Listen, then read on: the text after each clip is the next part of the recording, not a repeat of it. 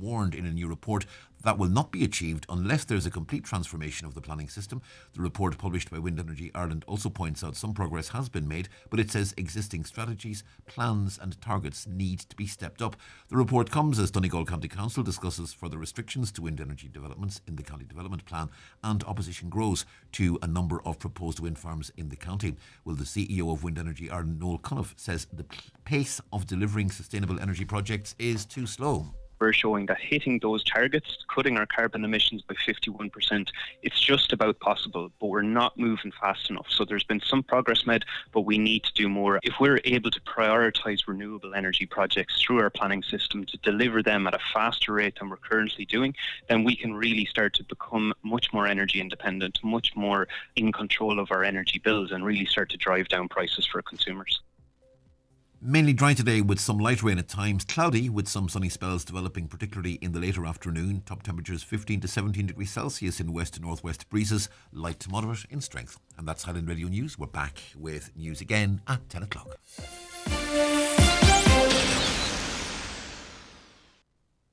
Paddington is in your McDonald's Happy Meal, discovering what he could be, like a magician or a chef, an artist or an astronaut. You can be whatever you choose with Paddington. And don't forget you can choose between a book or toy. Some fun, some food, it's all inside this Happy Meal. Until the 2nd of August, subject to availability from 11 a.m. Includes choice between book or toy, but not the specific range or range item. Supply issues may arise. Check mcdonalds.ie/Happy Meal for changes. The 9 till noon show is brought to you in association with Florit Letterkenny, celebrating 5 years in business, offering quality wooden floors at exceptional value. Visit florit.ie. And now, it's time for the talk of the Northwest, the 9 to noon show with Greg Hughes on Highland Radio. Hello and a very good morning. It's great to be with you for another Tuesday. This one, the 5th of July 2022. It's 5 minutes past 9. How are you keeping? I hope you're very well indeed. And hopefully we've got your company for the next 3 hours here on the 9 till noon show. Throughout the day here on your number one local radio station at Highland Radio. The lines are open for you right now, as you would expect. Donna Marie and Emma taking your calls on 074 91 25000, 074 91 25000. Your WhatsApps and texts come through to us via 086 60 25000. So you can choose to send an SMS as you traditionally would have, or if you've got the WhatsApp app, send us a message that way. And if you want to send an audio message as well too, maybe that suits you, maybe you're not fantastic at typing, that is no problem whatsoever. Whatever makes it easier for you to engage with us. With that in mind, you can also watch the programme on your smart TV, your tablet, your Google screen, whatever it is. You can go to our website, highlandradio.com, and view there. You'll see the links, hopefully. Or go to our YouTube channel, Highland Radio Ireland. Would really appreciate a like or a subscribe. It is very useful in terms of spreading the message of the programme. And the same applies to Facebook, Highland Radio News and Sport, or Highland Radio. Subscribe there and hit the bell if you want to be notified when we go live. It's not just this programme as well. The likes of Monday Night Sessions, which was on last night.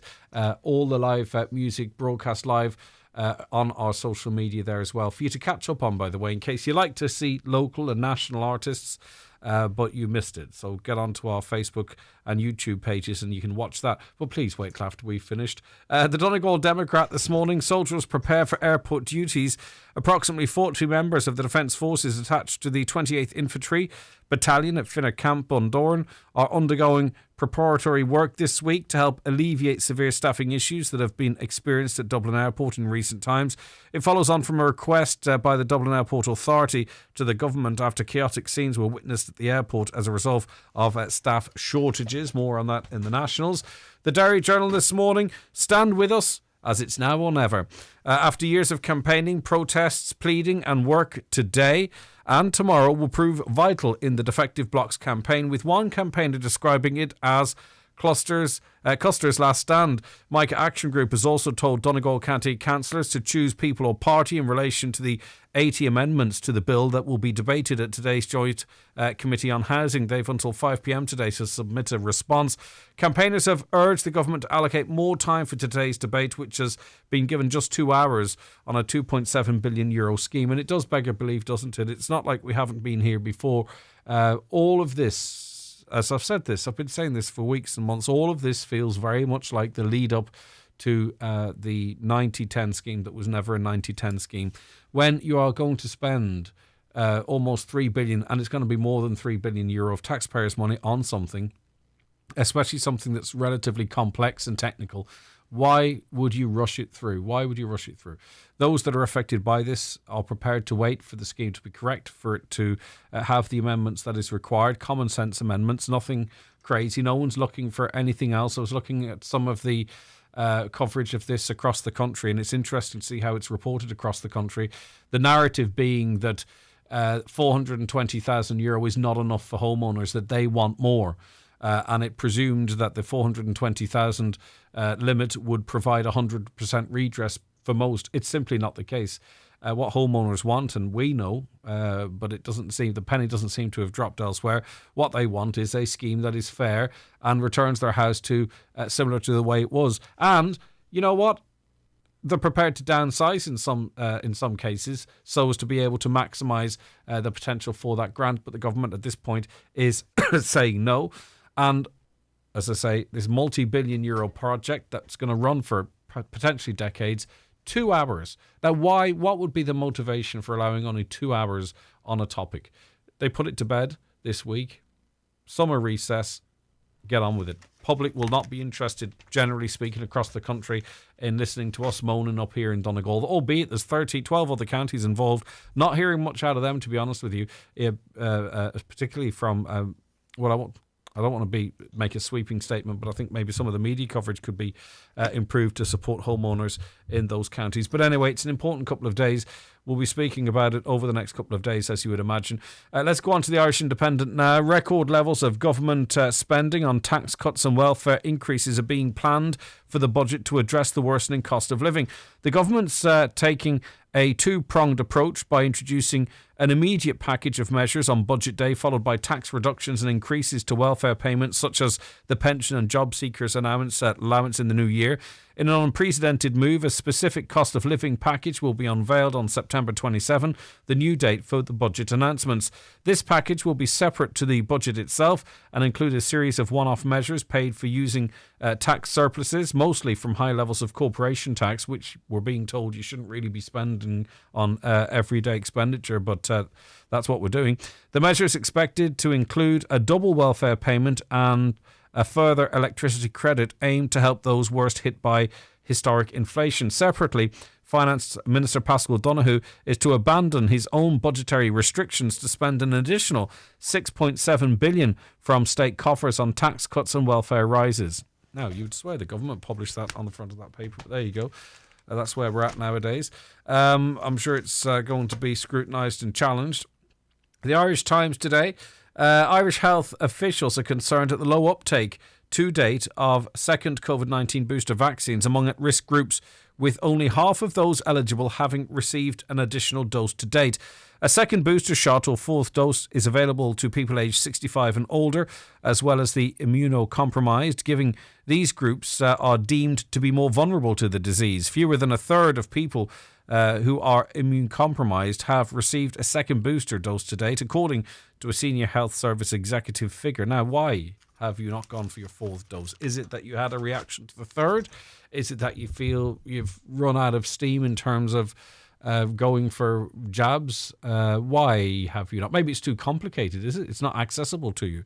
Let us know. 086 60 25,000, 086 60 25,000, or call us on 07491 25,000. The Irish Daily Mirror today tells us that the Dáil's public spending watchdog has demanded that RTE drastically lower its dependency on state funding in a damning new report. Because what you can have as well too, obviously RTE are supported by the government, and we've talked about this before.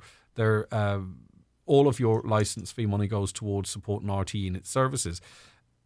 But that leaves them then. They are also obviously operating in the commercial market in seeking ads. And they are looking for a pie. There's a pie of money available for advertising in radio and newspapers and what have you, and social media, of course. And RTE obviously are going to eat quite a lot of that pie because they're backed by the government and they can promote and plug and take adverts out and have breakfast shows where they give away €10,000. You know, that sort of way. That's the kind of competitive advantage they have. So they have the advantage in that all of your license fee money goes to them. And second to that, they also have an advantage in terms of advertising revenue, because they obviously have a lot of the public interest broadcasting and so on and so forth. So they get more of the advertising pie, which leaves less for the likes of News Talk Today FM and all the local and regional stations. They don't get any license support, and of course then you could argue they have a disadvantage as it relates to the license fee. But that's the way it goes. You know, they launch a new show, they can pull 20 grand out of your license fee money and say, you know, there's our competition. It's nice if you can do it, isn't it? But anyway, bosses at the national broadcaster have been given 5 months to come up with a plan to reduce its reliance on money from the Exchequer, which rose by 18.3 million to 197.6 million between 2016 and 2020. Almost 200 million. It's remarkable. At the same time, commercial revenue declined, reducing from 158.2 million in 2016 to 134.5 million in 2020. So their income from ads fell by 23.7 million, okay? And that's across the board. I presume a lot of media outlets are the same, but they don't have the state support, your licence fee supporting them. But anyway. Okay, on to the Irish Daily Star. The body representing military personnel will meet civil servants today to demand that soldiers be paid €104 extra for carrying out emergency security duties at Dublin Airport. The PD4 and RACO will meet officials from the Department of the Defence later today as dozens of soldiers spend another day being trained up in security duties to help out at the crisis-ridden airport. And that money should be coming from the airport, and I believe it will come from the airport, but they should be paid more money. They're not free labour, the army. They're an important group of individuals. You just don't call the army when you want something done for free. So they should be paid more money, and hopefully they are. And that money should be paid by the Dublin Airport Authority, which I hope it will be. The Irish Sun, a metro from Dublin. I'm just reading this for those of you who sort of want the Twin Towns bypass or the Bonagee link for Letterkenny, and you've been waiting for decades for it. Just to pee you off a little bit this morning. A metro from Dublin is set to cost an estimated €9.5 billion, and it will be built by 2033. More than €250 million has already been spent on the Underground Railway project. Despite no construction beginning, Metrolink preliminary approval will be given by senior ministers today. And of course, you know, we have this policy of the Green Party policy of 2-to-1 spending on public transport versus roads. Well, there's 9.5 sorted. That leaves half of that then for roads, and that leaves the likes of us. There's more money than that, though, but that leaves the likes of us waiting for our basic infrastructural needs.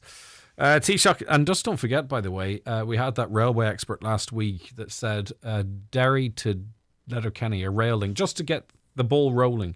320 million, he estimated at 320 million. And we have one project in Dublin, which is probably needed, but 9.5 billion. Okay, and yet we still are on the hind teat.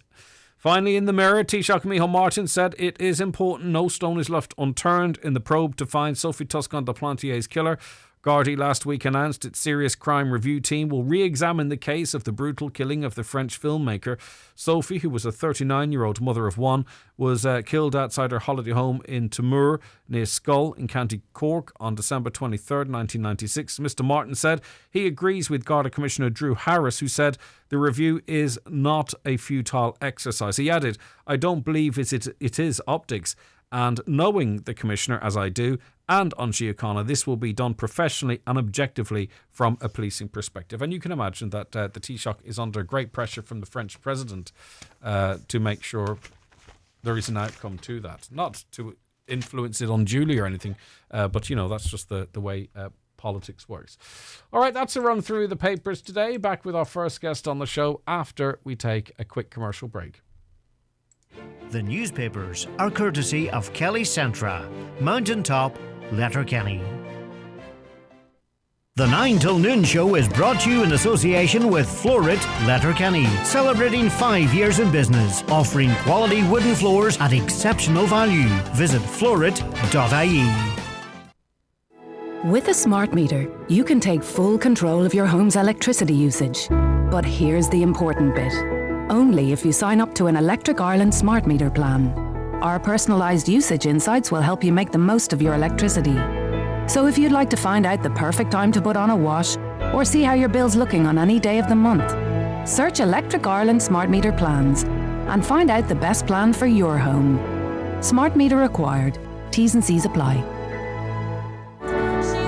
Experience Grammy-nominated music sensation Celtic Woman on their all-new tour, Postcards from Ireland, Millennium Forum Derry, Friday the 12th of August. Tickets from £29.50 on sale now. See millenniumforum.co.uk and celticwoman.com for details.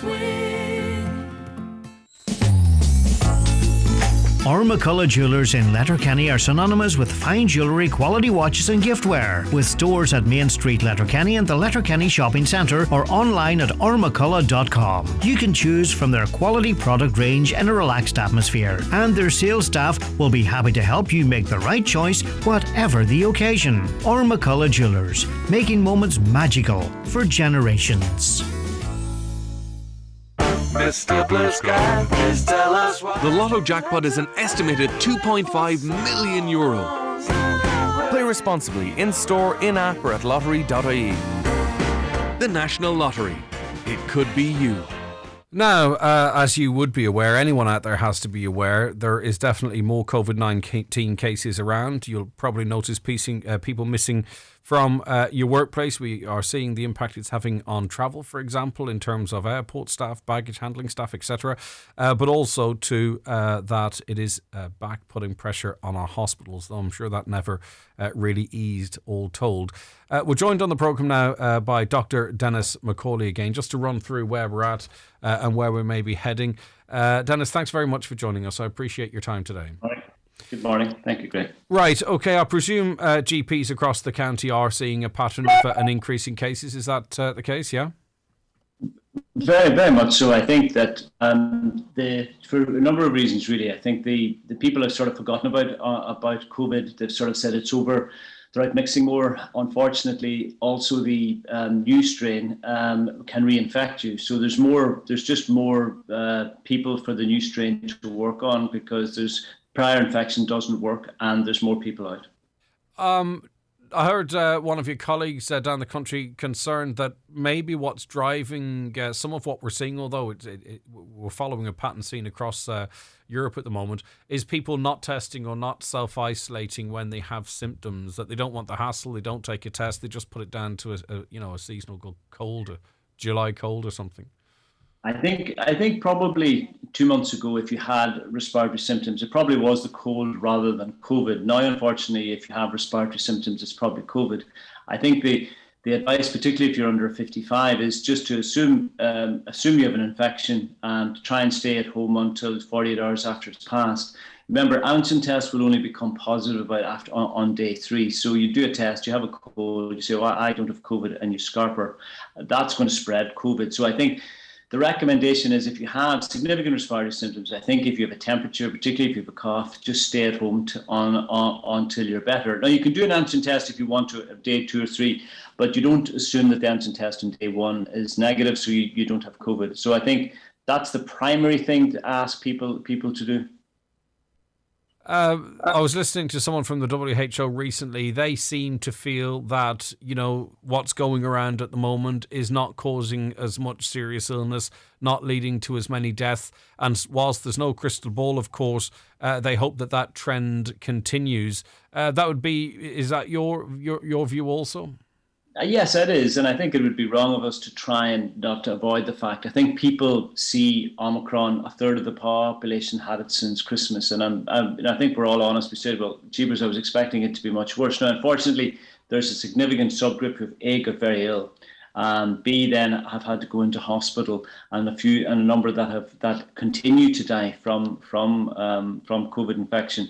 I think we're now in a situation where I think that we're in a mitigation stage where we're just trying to limit the effect of this. And I think the two important things are, don't be selfish. If you have a significant infection, stay at home, and vaccinations. I think those are the two primary messages that I would like to get through. If you have a significant temperature, don't be selfish. Just stay at home until you're better. And then vaccination, which is another issue. I think, as you're aware, the uptake of vaccinations have been superb in Ireland, but the fourth booster, only 50% of the at-risk group, the group that were asked to come, have actually had their vaccine. I mean, and listen, the reality is, isn't it, that it's people of not all older people, but certain older people, and those with weakened immune systems, not all of them, but some of them as well, are most vulnerable to this. Now, how do you increase it from 50%? Because I think fear and compliance, because of restrictions, is what drove our incredible uptake previously. But I just don't see that around this time. I'm talking to people who are immunocompromised, and they're going, I had a bit of reaction to the third jab. I'm just not going to, I'm going to take my chances. You know what I mean? I'm not going for a fourth. And I'm hearing that I don't know a lot of people, but I'm hearing that from quite a few of that cohort, if you know what I mean. So I imagine that must be a pretty widespread opinion, Doctor. I think that sort of snapshot is quite relevant, Greg. I think so. I think that there's a number of factors. I think because people now look upon it and say, I had Omicron, it was no problem. Even though I was boosted, it was no problem. It probably was fine because they were boosted, to be honest. The second thing is that there is fatigue. Then I think a small factor, and I don't want to overplay it, was that almost everybody except for a number of small practices in Donegal, the over 70s got Pfizer vaccine, which is an mRNA vaccine. Now, when this came around, it was Moderna. I can't say they're equivalent. They're exactly the same profile. That actually caused people to stall slightly. Now, remember that 50% also, probably about 20% of the over 65s got COVID. So we're talking about 70%, which isn't bad. There's people who are excluded from the vaccine. Now, I think that, if you look at just simple figures, I think that there is fatigue, but as Colin Henry said, that the over 700 or 800 people in hospital, 300 of them haven't been vaccinated. And then the other group, a quite high proportion of people, didn't get their booster. So the booster protects you. All I would sort of say is the booster continues to protect you. Yeah. And that's it. And without it, you could, particularly if you're an at-risk group, you could be very ill and you could die. So I think it's trying to, I don't want to scare people into the booster. I want to explain people. But you see, also too, what we have now is more knowledge in that, people in their friends group, and I've spoken to a lot. I've spoken to a lot of people who've loved ones have died because of COVID, and we don't hear from them really. Do you know what I mean? And sometimes that can get forgotten in all of this. A lot of people died, and a lot of people listen to this program lost loved ones through it. But also in the general population, a lot of people know people that were immunocompromised or older, and it didn't really do them much harm. And I think people are starting to make their own minds up on this as well. So the messaging, and your messaging was really quite clear there, but I understand how the HSE is trying to be a bit clever with their messaging, like a chef going, hello, yes, and I'm 12 weeks pregnant. I don't know what that ad actually means, to be honest with you. And I think really they should get back to some clear, targeted messaging, not scare the entire nation, but actually just focus in on the groups that we're talking of and say, by the way, we're going to make it as easy as possible for you to get this jab if you want to, because it's your best line of protection. I think so, and I think you could argue that, okay, we know immunocompromised people who had it and it was fine, but you could argue that was because they had their booster. Do you know what I mean? Okay, there will be, the same as we all know somebody who smoked 100 cigarettes a day and lived till 80. Never did harm. But the thing is, it is those simple messaging. I think that let's just say 65-70% of people, have cover because they've had previous infections in the last while. But coming up to October, I think it's really important that we get the levels up, because we'll begin to see slippage, and I don't want to see sickness and death again. But if we're seeing sort of 800 people in hospital at the moment for COVID or with COVID, obviously the testing's going to pick up a lot of just cases that aren't necessarily calling people sick. But if that's the situation in July, and we're seeing some record figures for July in terms of waiting times and trolley figures, it does make you wonder what is to come into winter. And I know neither you or I, as people are maybe on holidays or planning their holidays and children at home, we don't want to ruin anyone's summer, but we can't completely bury our hands. We have to consider what maybe the winter holds for their health service. And one other caveat to that, Dennis, if you don't mind me saying, if the hospitals are jammered and it's a nightmare, it's like a war zone, 95% of the population are completely unaffected by it. It doesn't really matter because they're not sick and they don't need the hospital. But for that 5 or 10% or whatever it might be, and for the staff, it's absolute chaos. Oh, it is. And I think thankfully the majority of us don't have to go to casualty, don't have to go to a hospital. And when they go in, they see a lot of people trying their best. But when it's crowded and there's pressure on beds and there's decisions to be made, it's really stressful. And it's stressful for the doctors, but it's also stressful because when you have a full hospital and the standard of care isn't the same, they try their best. Of course they will try their best. But if you have an occupancy level of 105%, and the standard of care you get for your loved one is less. So yeah, I think it is. It's a thing called health beliefs. We just have to get people to sort of say beyond to protect themselves, and as we've shown through the whole time, people have an instinct to, as that societal, what can I do for Ireland in the winter? Quite simply, get your BLODY vaccine if you are at risk, because it is so useful to you. It is also, it's money in the bank for the health services, because they know that person is likely not to get sick if they get COVID and go into hospital. And it protects your social group, your loved ones, and the general population. So yeah, I think, as I say, GPs repeat themselves. Don't be selfish. If you have a temperature, stay at home. And if you are above 65, coming into the October, make sure you get your vaccine. And there will be slight confusion, Greg, in that there's now a discussion about everybody getting it again. That'll be up to NIAC to decide, and whatever NIAC decides, that's fine. Yeah. But I know that the evidence is, you get a vaccine, you will hopefully not get very ill and not die from this virus. Just two more questions, Dennis. Is it simple enough to get your fourth dose? There's people listening here go, I am never touching that jab again. And you know what? You've given your advice and they'll make their own decisions. But I've also been contacted by people that have said, I went to go and get it, and then I needed a GP referral, and I travelled from, I think it was in Ashone actually to Letterkenny, how do you get if you want and you're entitled to your fourth jab? How do you go about doing it? Is it simple enough? It is. I'm probably at this stage looking to October, but at the same time, if you want a fourth jab, contact your GP. He may have to order it in for you. If you're an at-risk group, it's easy enough, we can get you vaccinated, but it isn't as easy as the last time. I would ask people to ring their GPs, talk about the vaccine. There will probably be a bit of organisation to get it, but we've ordered 200 and then 200 again to mop up the people that are looking for it from us. So it's not that every GP has the vaccine in their fridge at the present minute, because we did that about a month ago and it has gone out of date. So yes, I would ask people, if they get it now, they can still get their vaccine in October. But after another couple of weeks, really, I'm actually concentrating, to be honest, in October. Do not miss your vaccine in October. All right, finally, is this endemic? You hear senior politicians in this country talk about it being endemic. I just feel the world, with everything else that's going on, has perhaps moved past dealing with this as a pandemic, even if that means that, excess mortality rates will increase. But what do you feel? Firstly, do you believe it is endemic at this moment? And secondly, do you ever anticipate, other than maybe masks in certain areas, restrictions ever being imposed again for this? Unless, obviously, it takes a severe turn in the wrong direction.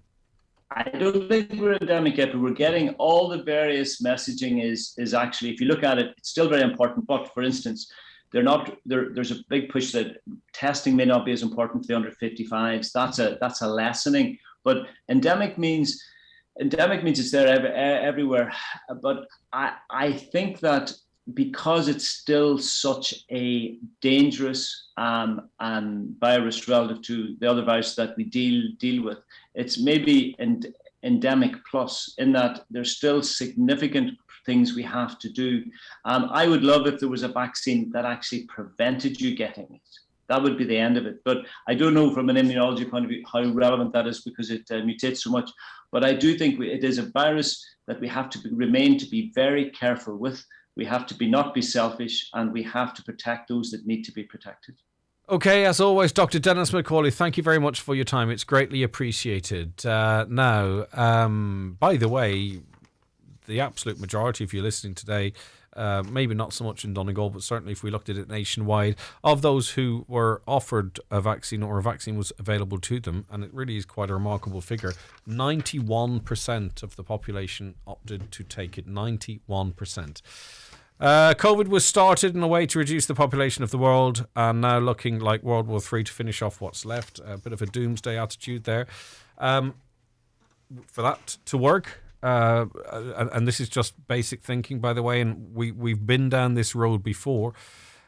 So you are saying, you have to be saying this, that North Korea, Russia and China are in cahoots with the West to spread COVID, because I'm sure one of them would have called it out at this point.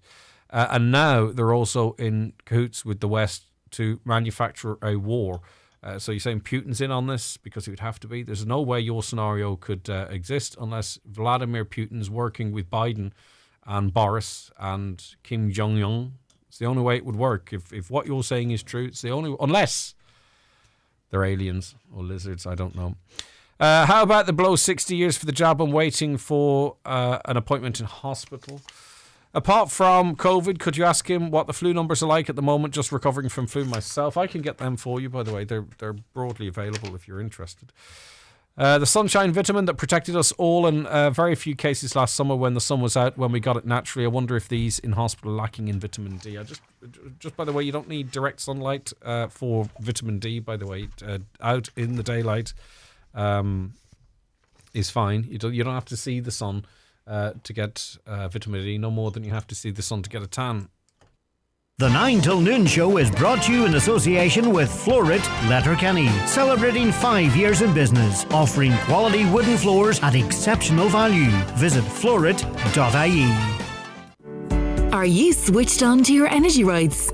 If you're worried about rising energy costs and are having difficulty paying your gas and electricity bills, you should contact your supplier. Suppliers are required to assist customers in genuine financial difficulty and can put in place payment arrangements to help you manage your energy bills. If you qualify as a vulnerable customer due to health, age, or for other reasons, you can register with your supplier for additional protections. Switch on to your rights and visit cru.ie. Brought to you by the Commission for Regulation of Utilities. I've great news for everyone who's looking for a good night's sleep. Restex Beds are looking forward to welcoming you to their brand new showroom at Mountaintop, Letterkenny. It's one of the biggest and best bed and mattress showrooms in the Northwest and has fantastic opening offers now in store. Restex is the most trusted name in beds and mattresses in the Northwest. Why don't you call in and get the bed of your dreams at Restex Beds, Mountaintop, Letterkenny.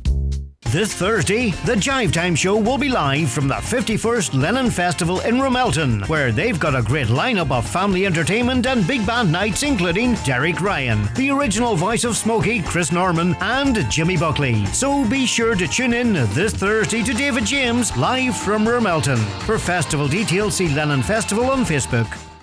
Now, Sinn Féin spokesperson Education, Donogh O'Leary, Deputy Donogh O'Leary, has announced the party will bring forward a motion in the Dáil next week to urge the government to take immediate action to ease the burden of back to school. He joins us now. Good morning to you. Thank you very much for taking the call. Good morning.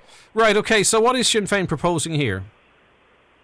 Well, the first thing I just want to say is that back to school costs are a big burden for families in any year, and we often would hear of families who have to borrow and go into debt just to pay the bills of the books, the uniforms, and the so-called voluntary contributions that come through. But I'm hearing from more parents than ever at this stage in the summer because of the concerns around the rising cost of living. Like there is a cost of living crisis there that is really putting people under savage pressure, and they're very, very worried when you look at the huge costs that could be forthcoming. So we're proposing a number of things. We have a package of €161 million that we're proposing, and it is a mixture of helping people in the here and the now, but also in reducing the cost of going back to school in the longer term. And I suppose the largest proposal that we're bringing forward is extending the back to education allowance, the grant that people get during the summer months to middle-income families. We want to extend it to 500,000 additional children, which would target those on a combined household income of 80,000. Do you not feel that, though, just less? With a proposal like that you're just throwing good money after bad? Could you expand on that? Well, say, for instance, parents are obliged in many cases to get branded school uniforms from a specific supplier. So they're facing bills of €250, €300 because the school insists they go to a local shop and buy a specific jumper that already has the badge on it. Could we not introduce a scheme whereby these schools, you could buy them from wherever, these uniforms, you could buy them from wherever, and you could iron on a badge? That would be one example. Secondly, some schools do the what do you call it with the books? The book exchange scheme or whatever it is, right? So not all of them do. So you'd be giving money to certain schools where parents would be forced to spend hundreds and hundreds and hundreds of euro on school books unnecessarily. Would you not be? Could we not tackle that? And then this funding would be more targeted and better value, rather than chucking millions at something that really just ends up going into book companies and school uniform manufacturers' pockets. That's what I mean by spending good money after bad. Absolutely. And look, I'm in complete agreement with you, because what we're trying to do here is, as I say, offer some assistance to parents in the here and the now, but also tackling those costs that exist on a long-term basis. So why we're proposing to expand this is because we know there's countless families who don't get any assistance, who don't qualify for this. We want to see them get some assistance this summer to qualify for the back to education, because there's a lot of middle-income families who face big bills, who have to make difficult choices, who need some assistance. We also want to increase it by 50% for those who are getting it. But we also, in the here and the now and into the longer term, want to tackle those ongoing costs. Would you like to see some transparency on these voluntary charges? Where does that money go? How does that feed into a school's bank balance? What's it spent on? And then why do they come back at you every 3 months looking for more money? We do. I might deal with the uniform issue first, just as you raised that earlier. We're actually introducing legislation today, and as part of our package of proposals, we're actually introducing legislation today into the Dáil, so that it can be passed and discussed and so on, which would oblige schools to have a uniform policy, and that uniform policy would ensure that items of clothing are available from multiple retailers, so the parents have choice and so that it's cheaper. In terms of the so-called voluntary contributions, we actually proposed legislation on this about 9 months ago. The government actually voted to delay it by 9 months. If they hadn't done that, it might have been further on down the line. Now, we recognise that the reason the voluntary contributions exist is because schools are completely underfunded, and there's a minority of schools that put. Yeah, but do we know what that money is spent on? Like, if it costs 10,000 to run a school, ridiculous figure, but you know what I mean, and they are funded by 6,000, and then how much are they taking in from these voluntary charges? And what's done with the excess? How is that spent? Does it make up the full shortfall? Does it exceed it? What is the money used for?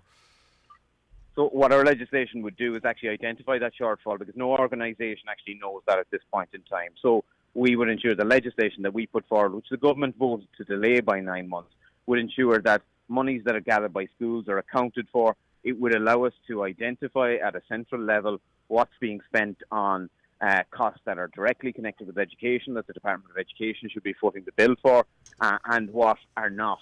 And that would allow us to identify what exactly is the shortfall between what schools are spending and what they're getting from the department. But be sure there is a shortfall, because I know from numerous examples that schools are having to fundraise just to keep the lights on, just to pay for things like toilet paper, just to pay for water bills and so on. So we need to make up that shortfall first. But once we have done that, our legislation proposes that the Minister will end voluntary contributions, that they will ban them. It's not possible to do that right now because schools aren't getting the funding that they need. But we do want to see that day. It's ridiculous that, and we want to see it in the relatively short term. It's ridiculous. It's absolutely Victorian that schools have to fundraise to pay for such basic things as electricity. But it's also ridiculous that parents are asked to pay so-called voluntary contributions. Often, for secondary school kids, could be above €300, and I've seen examples of over €400. That is a lot of pressure on families. Well, it is when the texts keep coming and the emails keep coming, and it's bad enough that the bank might be on to you, or some other lending institution or a utility might be constantly looking for money off you. But when it's the school as well, it's just it's misery on top of misery. Let me ask. I presume these assistance would be targeted to working families as well, who would be very much squeezed as well. What is the upper sort of income limits, and what kind of money are we talking in terms of the allowances? So we're talking about targeting those who have a combined household income of €80,000 or less. That would be extending it to 500,000 additional children, because the payment is connected to the child rather than to the parents, but 500,000 additional children, and targeting those with a combined income of €80,000 or less. And those who are already getting the payment, which is about 250,000 people, would see an increase of about 50% in the payment. So ensuring that those who need the assistance most, those on the lowest incomes, get the most assistance, but also ensuring that, the vast bulk of middle-income families, about 3/4 of parents, will get some assistance, because this is a set of costs that cuts right across society that many families feel the brunt of. And look, if you have 3 kids in school, you could be facing €500-600 in voluntary contributions. Add on to that your uniforms, add on to that your books if there's not a book rental scheme, and even if there is, there's a fee connected to that very often. You could be well touching €1,000. I mean, schools, I understand the motivation, maybe I do, but branded then sports gear, branded hoodies, as well as branded school jumpers. I mean, it's just OTT. Do you know what I mean? I think schools need to read the room here and see the situation people are in. I think so. I think there is definitely scope to reduce the cost of uniforms. I think it's legitimate for schools to decide to have uniforms, but there's no reason to say, and it's the case in many of the European countries, that most parts of the uniforms are things you could buy in a whole multiple of shops, that they're affordable, that you don't require too many variations on the uniform either, because some people have, not just your tracksuit and your school uniform, but you might have a third version as well for formal occasions and things like that. So there is too much of an outlay there that can be reduced without impacting on schools' autonomy to have uniforms. That's definitely possible. Some schools are doing it. Some schools are doing it already, but our legislation that we're bringing forward today would ensure that schools have a policy that is consulted upon with the parents, and that it ensures that parents have choice there to ensure that costs can be brought down. All right, listen, thanks for your time today. I appreciate it greatly. Have a great day. Thanks very much. All right, take care. Bye-bye. That's Sinn Féin spokesperson education, Donogh O'Leary there. And his motion is coming for the Dáil this week. Lynn on Facebook says, anything being done for children going to third level? We were quoted €220 per week yesterday for accommodation for UCC. We are just above the SUSI limit, so we get nothing. Right, that's... is that affordable to most people or anyone? Not anyone, but you know what I'm on about. Anyone in the same sort of wage categories. I mean, you'd have to be really well resourced. You'd have to be in a really good job to be able to afford €220 extra for rent only. That's just the rent of sending someone to third level. It really is an incredible pressure on families. Just maybe when they feel they're, breaking the back of things, maybe, jobs are a little bit settled, maybe the over the hump with the mortgage, and then to face another bill of almost $1,000 a month just for a room down the country. Well, it's worrying, isn't it? All right, we'll be back with more in the 9 till noon show after we take this break. At Cherrymore Kitchens and Bedrooms, we are now operating out of one new state-of-the-art showroom in Donegal Town. And we invite you to visit our new 5,000 square foot Donegal Town showroom to discover the latest eye-catching designs. Remember, at Cherrymore, you're dealing directly with the manufacturer, which means high-quality kitchens at factory prices. Start planning your dream kitchen or bedroom by calling Cherrymore on 074 9725 822. Cherrymore, 25 years delivering value, quality and service all over Ireland. Dunfanaghy Golf Club on the Wild Atlantic Way. Open week starts the 14th of July through to Sunday the 24th of July 2022. 3-ball better ball, open ladies and gents stroke in Stableford, and the popular 4-ball better ball and classic. Just some of the daily competitions you can enjoy. Hit the fairways, enjoy the crack, then sample the fabulous food served daily at the 19th Hole Bar and Grill. To book, call 07491363335 or visit dunfanagygolfclub.com. The award-winning Genesis Aesthetics and Skincare Clinic Udor now offers a wide range of skin boosters. The injectable moisturiser for under eyes that improves dark circles, fine lines and wrinkles. Also treating the face, neck, chest and hands. This amazing treatment works from the inside out, resulting in brighter, smoother, plumper skin. For help choosing the right aesthetic treatment for you, contact Mary Ferry, your aesthetic practitioner. You can download the Genesis app or call 07495 32575. Okay, an appeal's being made for donors to provide essential breast milk for babies in 27 neonatal units across Ireland. Did you know that Enniskillen Milk Bank is the only one on the island of Ireland that supplies the units to ensure premature babies have a healthy start to life? Liz Bailey's the Human Milk Bank Coordinator at the South West Accused Hospital in Enniskillen, joins us now. Hello, Liz, can you hear me okay? Yes, can you hear me? I can, loud and clear, and thank you so much for joining us this morning. Right, okay, so why is there only one milk bank, and how is that coordinated, if you don't mind me asking, firstly? The milk bank in Northern Ireland started about 22 years ago, and it's just grew in size, and I think they are trying to get one in the south of Ireland, but at the minute, the one that we have here is able to supply the 27 units throughout the whole of Ireland. And where do you source the milk?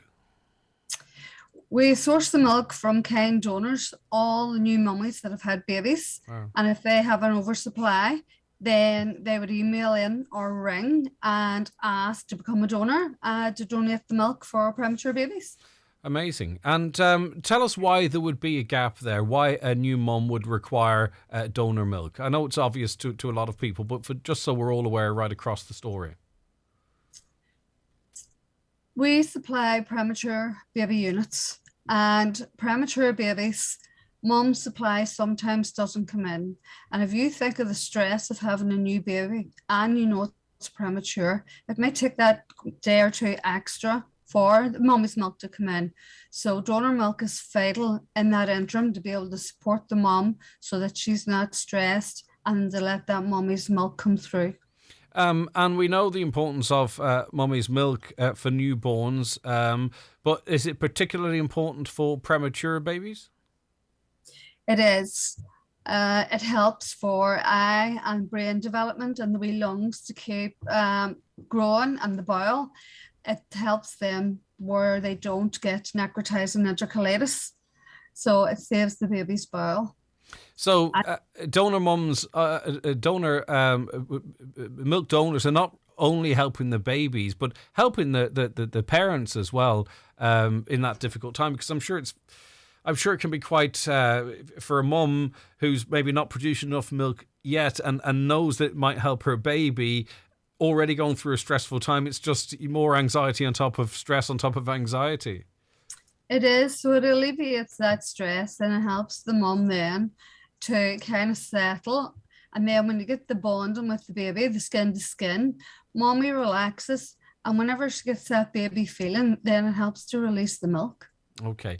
Now, are there pressure on supplies at the moment, and or is it like blood? In other words, you sort of always maybe have 1 or 2 days supply, or how does that work, Liz? Whenever we get mum's milk, we get it in within the 3-month period. So whenever we pasteurize it, it lasts for 6 months. Oh, brilliant. So we do an appeal maybe 2 or 3 times a year to get ahead. So at the minute, we're doing this appeal so that we know that whenever we pasteurize the milk, we have it for 6 months. So we're actually preparing for the Christmas rush, because a lot of premature babies are born around that time. Okay. And is there a particular reason for that, I wonder? It's probably with Christmas and younger children and the running around and more stress.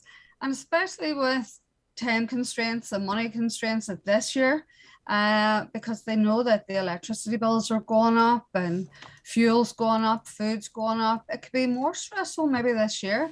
So having a good supply to be able to supply the units is going to be really important. All right. So if there's any people listening at the moment that are producing milk, what's the process in terms of their interaction with you,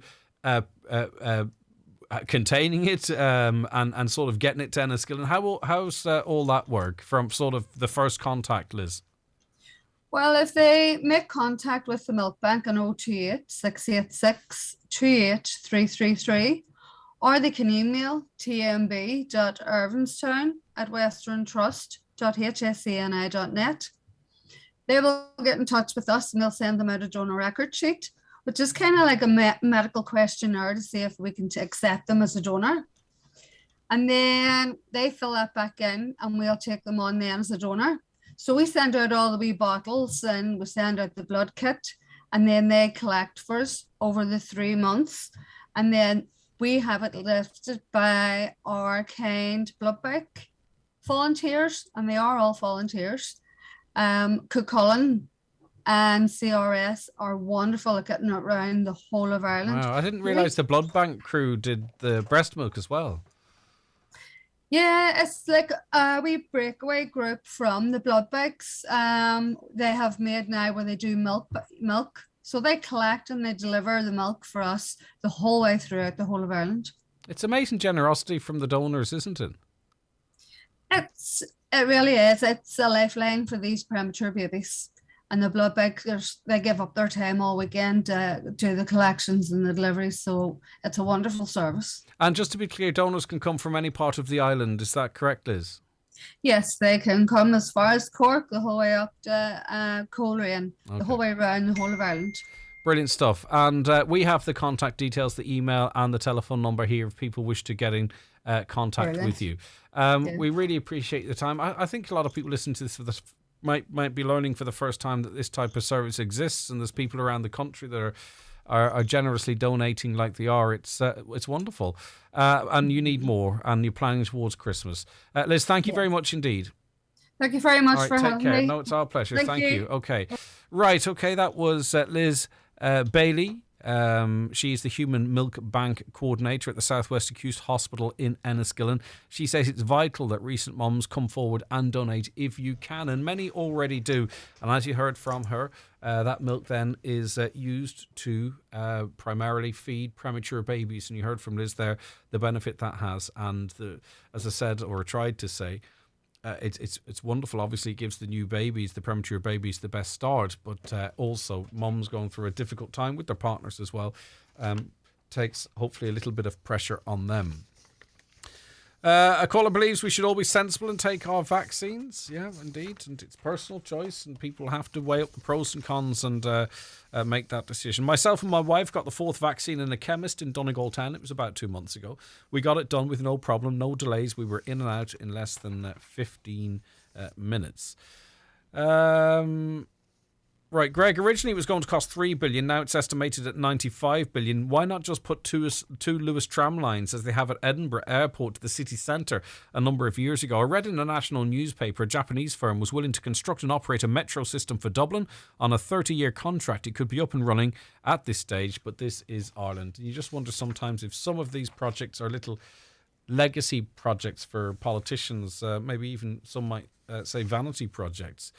A caller says they're doing nothing to tackle the rising cost of inflation. It's similar to putting a fire out with a can of petrol, but seems to be the only tool in government's arsenals, and it's not just us, by the way, it's the United States, it's everywhere, is interest rate hikes. That seems to be the go-to tool for lowering inflation. But the problem with this is the factors that are driving inflation, particularly obviously in fuel and the fuel we use for heat and to run our cars, it's not going to really be impacted as much as they might want with interest rate rises. All right, more of your comments here as it relates to schools. Sure, voluntary contributions are voluntary, are they not? The letter goes in the bin and the school doesn't ask parents directly for them. It depends from school to school. Hi, Greg. I just want to highlight the privacy queries I had last week when I went to the emergency department. I am 10 weeks pregnant. I had a bleed, rang to gynae and told I had to go through the ED, which is something we've been trying to highlight on this programme. They don't mind that, though, as they were worried.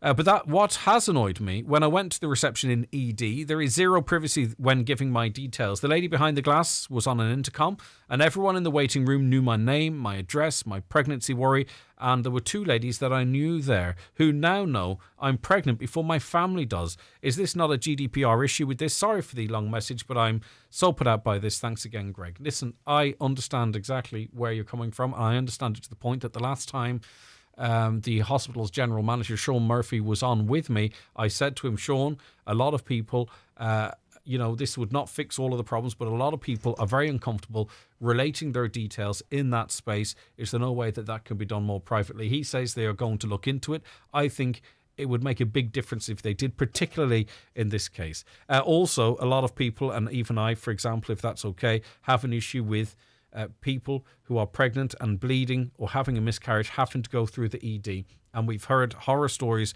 from people who needed to use the toilet but couldn't get into the toilet, or were in the toilet, and you can imagine for the reasons why, and people banging on the doors. It never used to be like that. And when we said it to the HSE and asked them to explain it, they just effectively give us a shrug of the shoulders via email. All right, we're going to take a break for the news and obituary notices. Rejoin us afterwards, but don't go anywhere. Donald's on the way. This weekend, the Northwest Donegal Vintage Club will host their vintage show at their new location of Kildunfanaghy, with classic and vintage cars, tractors, other vehicles and agricultural implements. Craft and artisan displays all welcome. There's also a fun fair, tea tent and trader stalls. Traders must call 087 2366 924. On Sunday, there's music with Alex and Sinead Black, Hugh McLean and John James. Enjoy a great day for all the family this Saturday and Sunday at Kildunfanaghy. Years ago, I used to dread my motor insurance renewal. Then a friend told me about O'Malley Scanlon Insurance in Ballybofey and Dunlow. They do all the hard work. They contact all the major insurance underwriters and they get the very best possible quote for me. They have saved me a small fortune over the years, and they could do the same for you. When your insurance comes up for renewal, contact O'Malley Scanlon Insurance at their Ballybofey office on 9131020 or their Dunlow office on 952206. O'Malley Scanlon is regulated by the Central Bank. Does your Kia or Nissan need to be serviced? There's a host of benefits to servicing your car with iMotors. Our workshop has dedicated software and computers that are designed for your Kia and Nissan. Our technicians are trained to the manufactured standards to make sure they understand your car. Call us today or visit our website to book in. We also offer servicing on all other branded vehicles.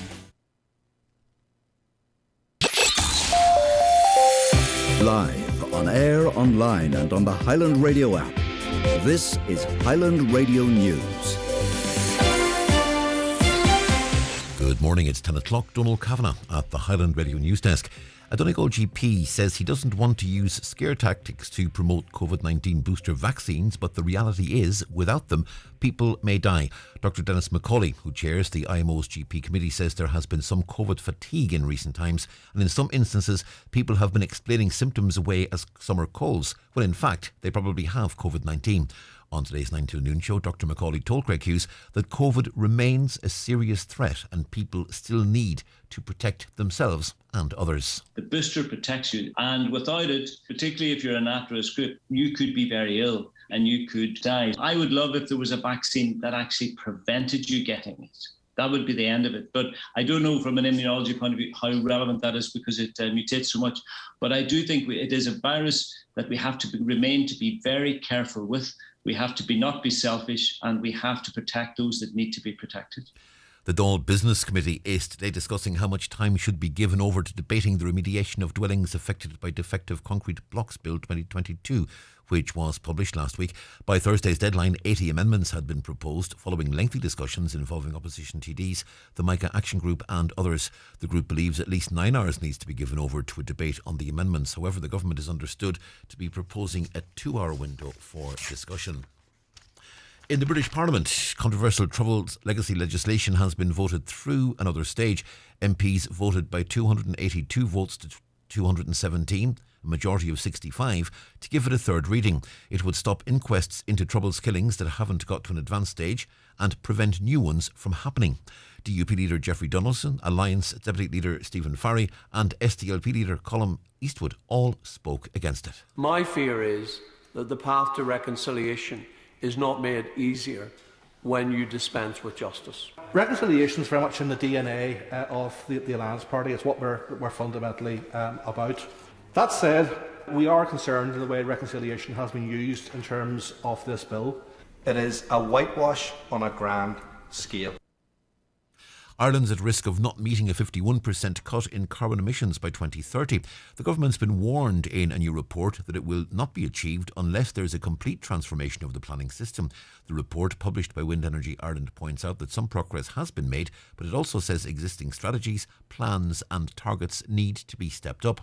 The report comes as Donegal County Council discusses further restrictions to wind energy developments in the County Development Plan, and opposition grows to a number of proposed wind farms in the county.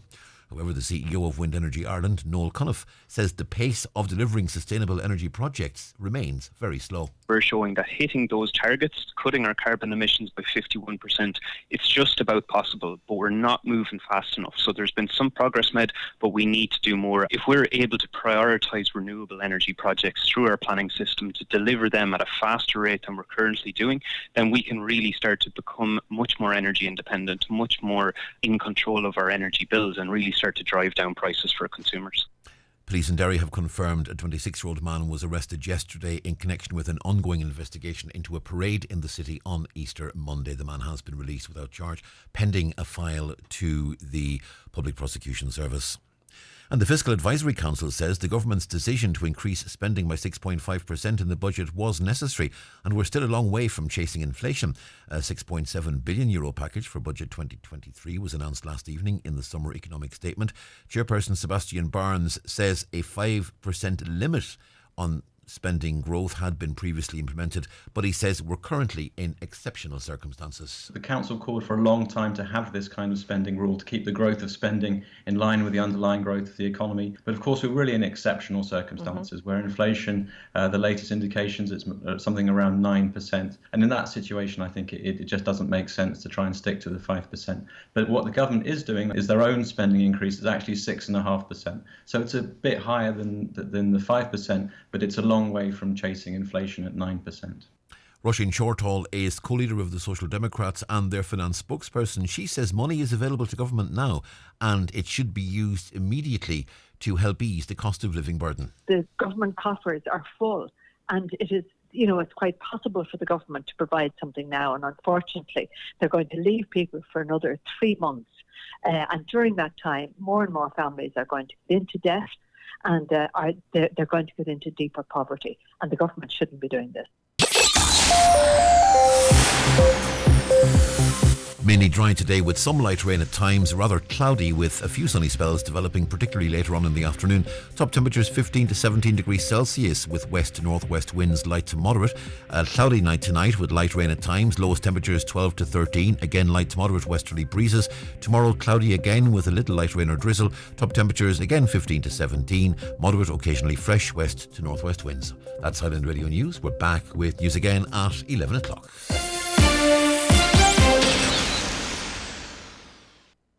The obituary notices for this Tuesday morning, the 5th of July. The death has taken place of Helena Devlin, née Bradley, formerly of Convent Road, Carndonagh. Removal from Eternal Light Chapel of Rest, Mountain Top, Letterkenny, this afternoon at 4 o'clock, going to her late mother's residence at Moss Road, Carndonagh. Requiem Mass on Thursday morning at 11 in the Church of the Sacred Heart, Carndonagh, with interment afterwards in the adjoining cemetery.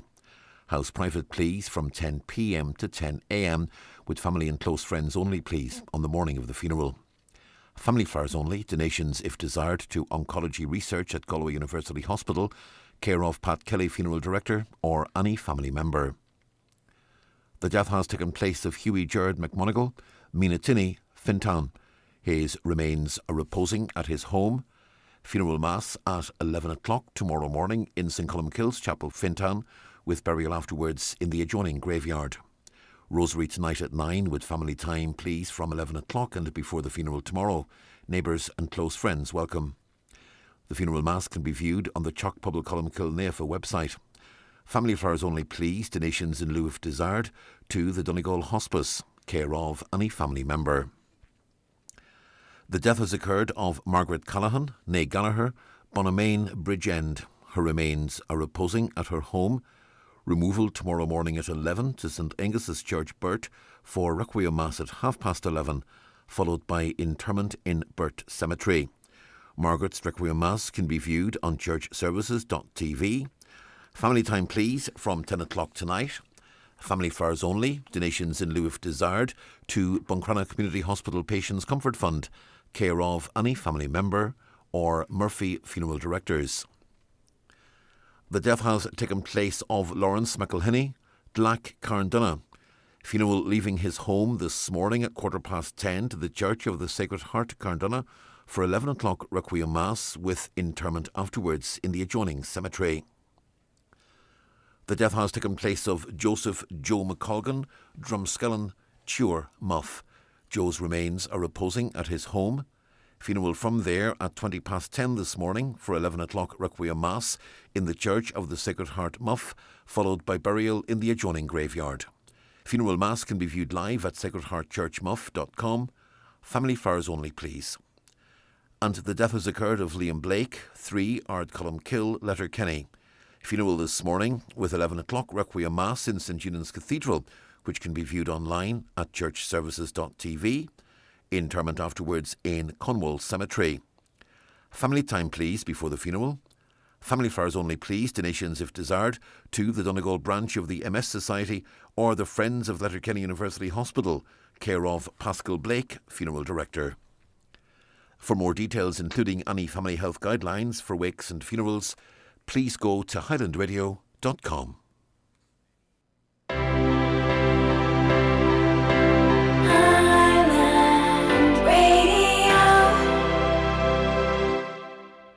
Travelling soon? Get your travel money completely, securely sorted with An Post Money. Both your cash and a handy currency card, a 24/7 card helpline, and emergency cash if you lose your card abroad. So you're always sorted, whether you're here. The next station is London Bridge. Or here. Or thousands of other places worldwide. Get your travel money sorted with An Post Money. Visit anpost.com or your local post office. T's and C's apply. An Post Money currency card is issued by PPS EUSA, pursuant to licence by MasterCard International. PPS EUSA is authorised by the National Bank of Belgium and is regulated by the Central Bank of Ireland for conduct of business rules. OK, coming up very shortly, as it is Tuesday morning, we will be running through the Community Garda information item. Sergeant Ewan Walsh is in studio with us with the latest appeals and information, including a burglary in Ballyshannon, thefts in Fawn, vehicle theft in Bundoran, theft in Newtown Cunningham, and also criminal damage in Lifford. Those are amongst the appeals that you'll be hearing. And we'll also be discussing romance fraud as well, which a number of people are getting caught out on lately. It's a difficult one to talk about because as it relates to victims, because perhaps sometimes they feel they shouldn't report it, or they don't want to speak publicly on it, and I can get that. I understand that. But of course, it's good to report all crime, and the Gardaí won't judge you in that regard. We were talking about the Defence Forces, some being sent from Bundoran to Dublin Airport to help out with the crisis down there. This caller says, this is an abuse of our Defence Forces. It's not what personnel signed up for, to be used as free labour for the DAA. Why don't the DEA review their pay and contracts to entice people to come and work for them, rather than expecting our already overstretched and underpaid Defence Force personnel to sort out the mess they created? One would hope, though, and I said it right at the top of the show, one would hope that the DEA will pay extra, and these people will be paid extra for the work that they are doing. Okie doke, it is the 9 till noon show for this Tuesday morning. We'll be back with more, as I mentioned, including the Community Garda information item after we take the bingo numbers and a break. Good luck if you are playing today. It's time for NCBI Bingo on Highland Radio. It's Tuesday the 5th of July. You're playing on a brown coloured sheet. The reference number is S12. It's game number 27. The numbers are 54, 46, 64, the number 2, 40. The number 5. 90. 72. 19. And 14. Phone your claim to 9104833 before 8 p.m. tonight, leaving your name, contact number and the name of the shop where you purchased your book. Get all your NCBI Radio Bingo information at highlandradio.com. The moment you got told the good news. Rob, you made the panel. When the lads added you into the group. Skipping nights out, missing the crack. Rewatching classics and learning new tricks. Being driven to the biggest game of your life by your mam. And then you finally come on in the 51st minute. It's the minor moments that last a lifetime. The Electric Ireland GAA Minor Championships. This is major. This week, Lidl's inflation-busting offers have something for everyone. Get 3 for €9 on our barbecue meats. Kids' wetsuits were $24.99, now just $14.99. And delicious loose cherries, 33% off 100 grams. So if your kids are cherry and beef burger eating by the ocean kind of kids, we've really got you covered. Lidl, more for you, while stocks last. 123 212 321? No, 222 is the magical 3-digit number plate for July. iMotors have Kia and Nissans available for immediate delivery. If you're thinking of changing your car or upgrading, make sure to call in to us today in Letterkenny or Malin, or visit our website imotors.ie. The Community Garda information slot is brought to you by Sheridan Security Systems, protecting what you value most. Call today and get your zero-wire alarm system from €299. Sheridan Security, 91-26025. And we welcome into studio this Tuesday morning Garda Sergeant Ewan Walsh. Ewan, thank you very much for calling in. Good to see you again. Morning, Greg. How are you? I'm doing good. Right, as I mentioned before the break there, we're going to be talking a little bit about romance fraud a little later on, but we'll start with the appeals and how our listeners can help Gardaí solve some of these crimes. And we'll begin, will we, with a burglary in the Ballyshannon area? Yes, Greg. Gardaí in Ballyshannon are investigating a burglary that occurred at the Bachelor's Walk area of the town last Sunday past between 7 p.m. and 1 a.m. on Monday the 4th. That's 7 p.m. Sunday the 3rd, Sunday evening, and 1 a.m. Monday morning the 4th of July. A garage in the area was broken into, and the side window of the garage was smashed and entry was gained. At this stage, it's not believed, fortunately, that any property was stolen, but we are appealing for anybody who may have observed any suspicious activity in the area of Bachelor's Walk, Ballyshannon, between these times, to contact the Gardaí at Ballyshannon 071 98 58530, or again the confidential line 1800 666 111. Okay, we travel to Fawn now, an appeal over a theft. Yes, this is a theft, Greg, which occurred between June the 15th and June the 25th, sometime last month, and Gardaí in Muncrana are seeking information in relation to the theft of 27 ewes, 36 lambs and 2 hogget ewes. The breed of the sheep involved is Swallowdale, and this breed of sheep is not very common within Donegal. And again, some of the sheep have red or blue spray on their backs and some have green spray on their heads. So again, we're appealing for anybody who may have any information, maybe farmers in the area, maybe people who are offered these sheep to be on sale, to contact the Gardaí at Buncrana 074 9320540. Now, this was in the Ballynahone area of Fawn, isn't it? This is one of those that people may have seen something at that time and probably thought something else was going on, and we really need them to rack their brains now. If as you say, maybe a jeep or trailer with sheep on it, maybe during the night or an unusual time, maybe you thought nothing of it. Maybe this is refreshing your memory now. And if you have information, again, to come forward, please. Okay, now we're talking about a theft from a vehicle in Bundoran. Yes, we're back down the south to the county. And Greg, we're a Ballyshannon Gardaí received a report on July the 1st past in relation to a stolen Jeep from the Drumacrin Road of Bundoran. The Jeep in question, a black Land Rover Freelander, partial reg 05DL, a black Land Rover Freelander, stolen from the location between 4 a.m. and 5 a.m. on Friday morning, the 1st of July, Greg. The Jeep had been stolen from an open shed at the rear of a property. On the following day, the Saturday the 2nd of July, the Jeep was observed by Gardaí in Ballyshannon at Carricaboy at 9:45 p.m. on the Saturday night past.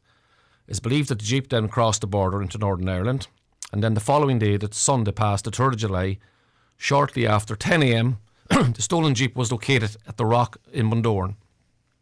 So a good time frame there for maybe people that may have seen the Jeep. You know, firstly, anybody observed any suspicious activity in the Drumacrin Road area on Friday morning, the 1st of July, between 4 a.m. and 5 a.m, to contact Garda. And again, anybody who travelled in or around Ballyshannon on Saturday night, the 2nd of July, who may observe the stolen Jeep, again to contact the Garda. And finally, appealed anybody who may observe the Jeep being driven or abandoned at the Rock Bundoran between 10 p.m. the 2nd of July and 10 a.m. the 3rd of July to contact with the Garda. So a good time frame there for people who may have observed this And vehicle. if you were on that road at that time and happen to have dash cam footage, get it to Garda. Yeah, They'll check your dash cam. Yeah. You may have passed it, again, on to one that might have seen normal passing this vehicle, but check your dash cam, and if anything that may be of assistance, to pass it on to the Garda. Okie doke. Now, a theft at Newtown, Cunningham is where we're going next. Yes, Greg, this is a theft which occurred in the town of Killyverry, Newtown, Cunningham, between Friday the 24th of June and Tuesday the 28th of June. A tractor had been parked in the yard and the GPS system was stolen from it. Excuse me. The GPS equipment is black in colour and has been described as a Trimble CFX 750 with a magic box plus AG25 and an antenna. And again, as you can imagine, this piece of equipment is worth a substantial amount of money. I'm afraid for anybody who has any relevant information, again, may have seen something suspicious in the area or may have been offered this for sale, to contact the Garda Letterkenny 07491 67100, or again the confidential line 1800 666 111. Okay, right. Last, as it relates to our appeals now, criminal damage in Lifford Union. Again, we're appealing to criminal damage that occurred at the Croghan Heights area at Lifford in the early hours of Wednesday morning, the 29th of June. The passenger window of a car at location was smashed between 12 midnight and 7 a.m, Greg, and we appeal for residents in the area to contact the Garda if they've seen or heard anything that may be beneficial to our investigation. Letterkenny Garda Station, please. I have one other, Greg. Yes, sorry, I have go one ahead, other. no problem. This is criminal damage which occurred in Westbrook Bridge area of Buncrana over the weekend between Saturday past 10 a.m. and 8 a.m. Sunday morning. Unfortunately, a number of flower blocks along the bridge were damaged. Flowers were pulled out and one of the pots was thrown into the river.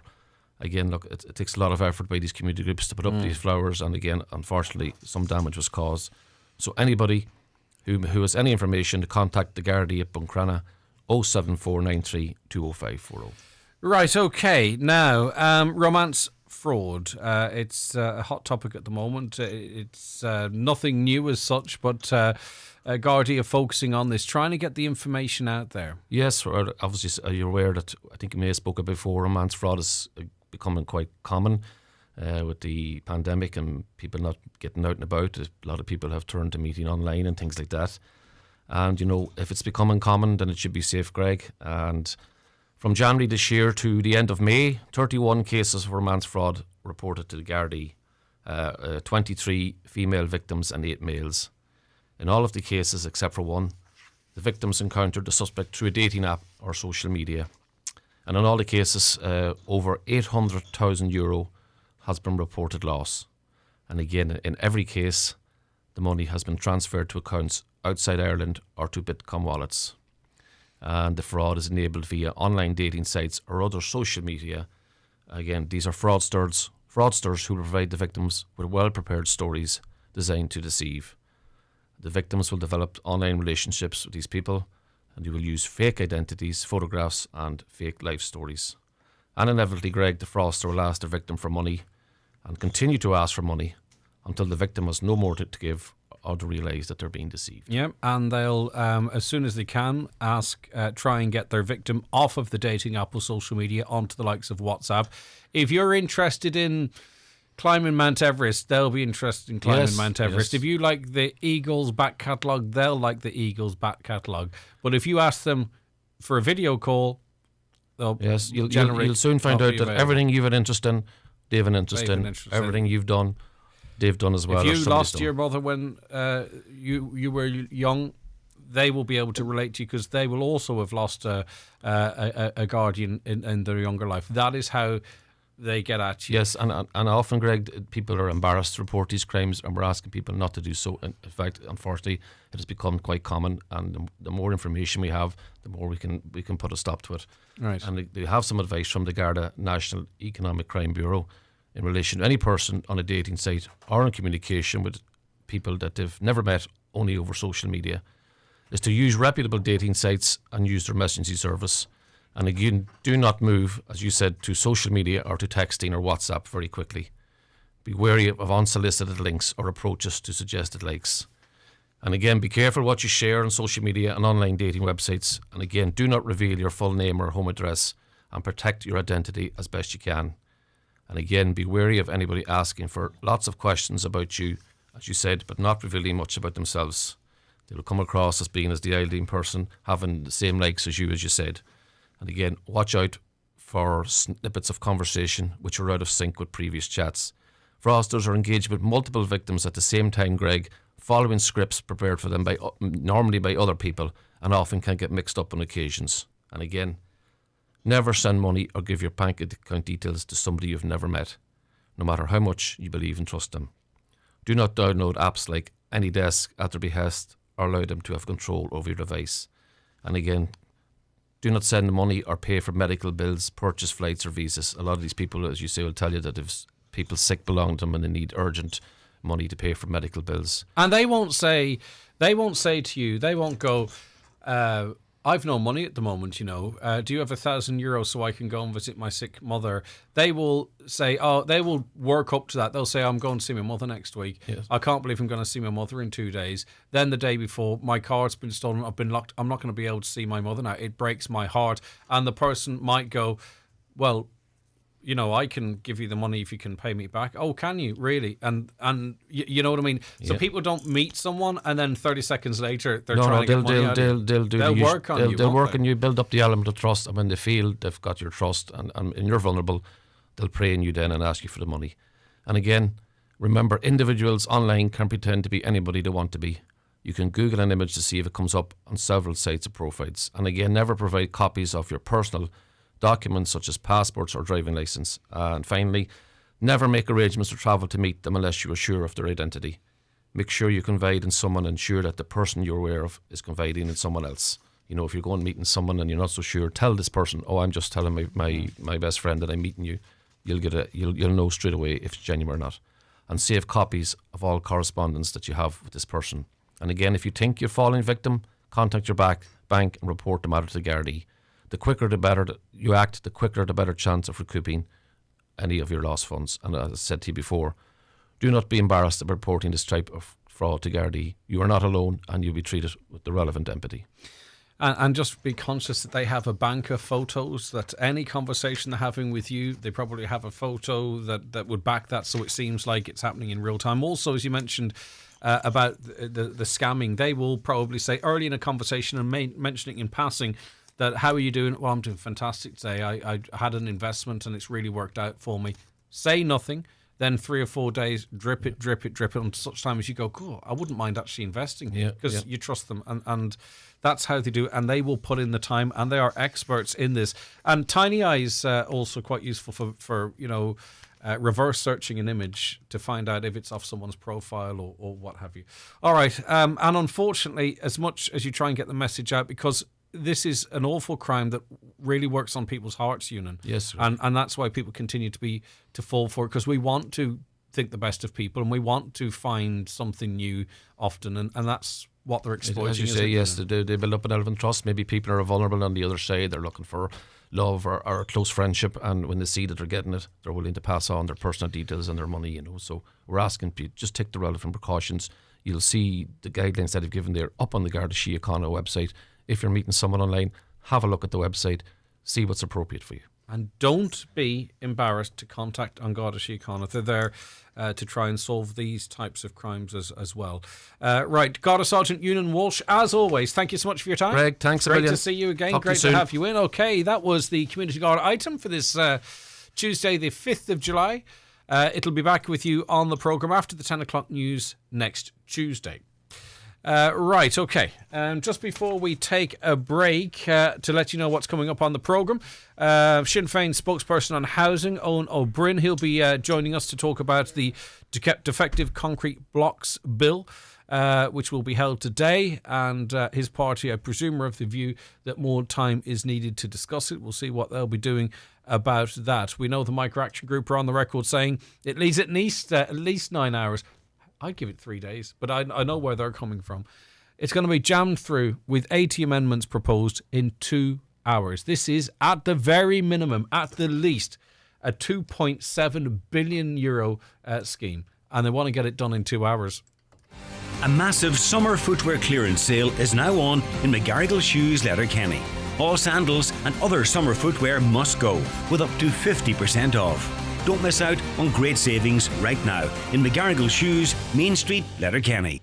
Enjoy great family entertainment at the Ulster Fla. A week of singing and street sessions, concerts, colourful parade and much more. 17th to the 24th of July in the heart of Ulster in Dromore. Find Ulster Fla on Facebook. Supported by Fermanagh and Omagh DC, Arts Council NI, Cultus and the Department of Tourism, Culture, Arts, Gaeltacht, Sport and Media. Around the Northwest will be live this Wednesday from the big car draw at B&S Credit Union, where one lucky member will win a brand new Hyundai i20. There will also be €15,000 in cash prizes and refreshments. So join us this Wednesday from 12 noon, live from B&S Credit Union, Main Street, Ballybuffet. Mr. Blue Sky, please tell us what... The Lotto jackpot is an estimated €2.5 million. Play responsibly, in-store, in-app or at lottery.ie.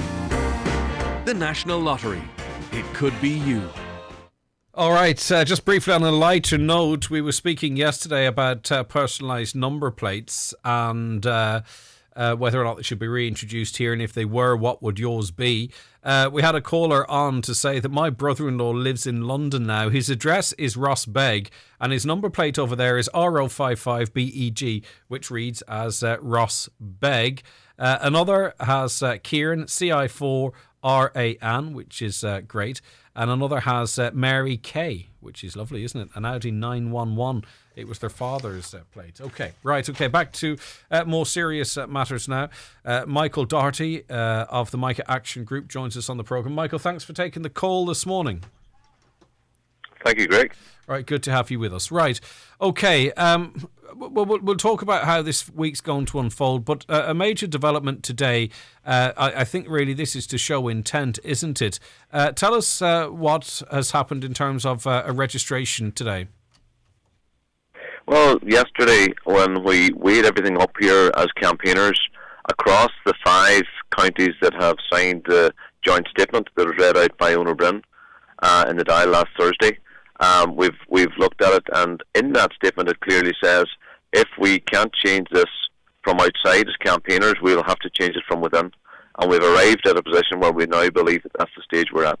So yesterday we declared our intent, and we have got that acknowledged by the Oireachtas and the registrations down there, and we've got our application form here now to form our own party. And what would it be called? Well, we're going to work all that out, because we know Mica is the brand, and that's very important, and a lot of people relate to that. But we also know there's an awful lot more to this than Mica. We've got Pyrotite, as well as Pyrite being the other recognised brand. So we need to look at, do we call this a defective concrete block, or what do we do? That's all for another day. Right, we've got 28 days to work all the details out. Right now, we've had to declare our intent, which is the first stage and a very important stage in the process, and not to call it soul searching, but that's where we've arrived at. It's a blunt instrument, this, forming your own political party, because you can't guide the electorate. The electorate makes their own decisions, and you could find yourself displacing parties or candidates that are friendly to the campaign. Yeah, and these are all the risks that we run with, Greg, but, where are we at? We're in a situation where we entered a process in good faith. We are absolutely in a process that sets us up for failure. We look at things like the fact 2 hours is all they're going to give us for a €2.7 billion scheme. We look at the fact that when we table the amendments, the chronological order of the amendments as dictated and written by the officials on the bill is how these have to be, addressed in the 2 hours. So if we've got something that's extremely important, but whenever it was put in the bill, it was way down towards the end of the bill. We have to race through everything else to try to get to that. The concern, but who dictates the pace? Because we could have a situation where filibustering goes on. In other words, there's 2 hours there. Let's spend 14 minutes arguing the toss over something that perhaps isn't the most important of the 80 amendments. I mean, is there any way to avoid that actually happening? Well, we had that meeting last night, and we had actually Owner Brown, who, in fairness, I have to say to him, has been really, really good in filling us in with how all this sort of works out, without any bias one way or the other, just telling us what the process looks like. And the more we see what the process looks like, the less powerful we are from the outside. We're going to have to get in there and make things happen. The reality is, it's set up, Greg, in a way that government won. It's just like going to Vegas here and taking your chances on the table. The House always wins. That's how it feels with this government at the minute. And the only way we can make that happen is to have, and this will not happen over just 2 years. Remember, there's 13 counties now affected. Donegal are at absolutely the leading edge on this because of the pain we're taking, where we are on the curve compared to the rest. But imagine what this is going to look like over the next 10 years. There's going to be more and more counties saying, this is absolutely terrible. Now we know what Donegal talked about. And what are we going to do? We're going to have to speak up, we're going to have to be counted, and we're going to have to field our own candidates. So I believe Donegal will be the starting point, and we will be seeing candidates fielded through the various affected counties as and when the pressure comes on them counties. And I believe that'll be sooner rather than later. This is the thin end of the wedge here. I mean, obviously at this point, Michael, I'm reading from you that you're not optimistic that an agreeable scheme is going to be agreed. And I do notice in much of the media, the narrative is that really it's the Micah campaigners, we'll just call it that because that's, as you said earlier on, that's what it's kind of known as at the moment. They're scrounging. They say, right, hold on, we want more money. It's not that we want 100% of 420. We want 100% of 480. And we all know that in this part of the world, we all know that's simply not the case. My concern is that the situation is being set up not only for the wrong decision to be made in the Dáil, but already for the public relations element of it to be in situ for when that decision is made. Yeah, and they're working and they're planning all that in the background. We're well aware of that. We've got our own inside contacts as well. It's telling us how this is all unfolding, and that's why, and it's not just today we've learned of that. So I think when it got to yesterday, we just said to ourselves, we can take no more. I think the other very real part too is that in Donegal we've got 37 councillors. We have got 12 Fianna Fáil. We have 4 Fine Gael. We put that out, you may have seen it already, where we're basically asking them to declare what are they doing. Are they going along with the government that thinks 2 hours is sufficient and that we don't need these amendments granted, bearing in mind the government tabled no amendments of their own? Mm-hmm. Or are they with the people, and are they with the campaign that says we need at least 6 to 9 hours here to do this right, and we also need to see the amendments granted? See, the problem we have is that the problem we have is also the way this is being set up on some of the more important issues. The get-out clause for some TDs is that, well, I didn't get a chance to vote. So in other words, you can't really criticise me because it's not my fault that we didn't get to actually have a vote, or I didn't get to have my say on that amendment. Again, I'm not by accident or design. It's being set up really quite well to allow, off ramps, escape routes, and it's all really quite coincidental the way this is working out. Yeah, like I say, the system is set up for us to fail, and government to win. But what I would say, TDs, every TD had the opportunity to table amendments. So if they didn't table amendments, that tells us a lot. Our own 2 in power TDs in Donegal decided not to table amendments. That's their position. We have now gone to the councillors, and already we have Fianna Fáil councillors coming back to us to say that, no, they support our demands for at least 6 hours of amendment time and for the amendments to be granted. So this is in power councillors, both in the Fianna Fáil and Fine Gael parties, who are breaking ranks and coming with us to say, no, we agree, this is not good enough. And, we've put that out as well to the other 4 affected counties that signed the joint statement. But like I say, I'm expecting less of a response down there. They're just further down the curve than we are. But, I think for Charlie McConlogue and Joe McHugh, when they're in a position they're meant to be our TDs for Donegal, and their own councillors are saying, guys, you've got it wrong. We need these amendments granted, and we need at least 6 hours time in the dial to get these amendments through.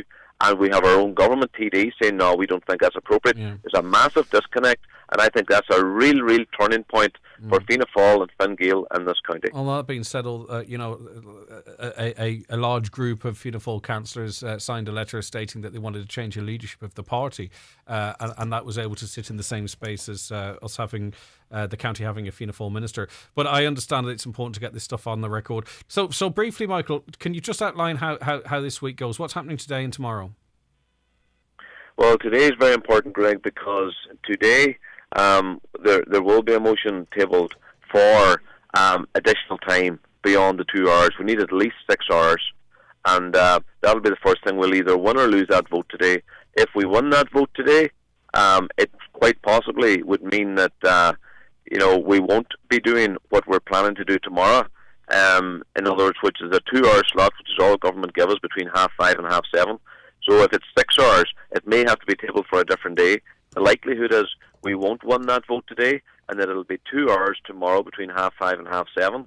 And at that, we will get probably 2 to 3 amendments out of the 80 tabled. That's as sad as the situation is. And then they'll be voted upon, and we'll either get them or we won't get them. We also have the Shannon then, which I believe is scheduled for the 12th, Tuesday the 12th. And at that, we may get some further amendments through there. But, this lands on the President's desk eventually, doesn't it, as well? It's what, sorry? This lands on the President's desk at some point as well, presumably, does it? I believe so, but again, this is all largely token gesture stuff at that stage and rubber stamp. Right, Michael, listen, thanks for your time this morning. Okay, you mentioned Sinn Féin spokesperson on housing, Owen O'Brien. I wonder, is the deputy with me now? You are there, Owen. Good morning to you.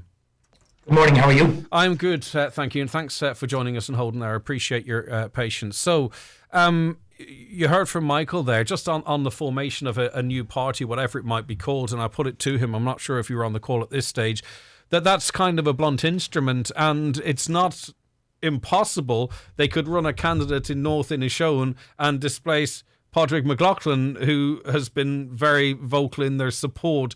I mean, what's the party's... Now, that's just an example. That's no disrespect to the deputy or whatever, but you know yourself the way elections go. I mean, what's your reaction to that?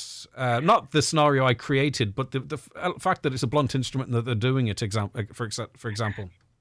Well, I think the fact that the Mike Action Group are even discussing it shows the level of frustration they have with the process. We have never advised the group on what their campaign strategies or tactics should be, and we're not going to do it now. But I do think it shows the absolute loss of faith that they have, particularly in the government parties and in the process that they have been through over the last year or so. But look, ultimately their campaign tactics or strategies are a matter for themselves, and we'll not interfere with that. Right, now, as it relates to today's vote, the discussion on how long is afforded to this, again, this is nothing against Fianna Fáil, against Fine Gael, the Greens. It's not pro Sinn Féin or independents. But I'm speaking as a person in this country. I don't understand how we can only dedicate 2 hours to a multi-annual minimum €2.7 billion piece of legislation, which is incredibly technical. We are accepting this without actually knowing the full facts. I am struggling, completely outside of politics and media and interviews, to understand the logic in that. And I have to say, I think this is one of the most important points to be made today. Normally, for example, in our committee, when we're dealing with complex legislation, we would do 9 to 12 hours of committee.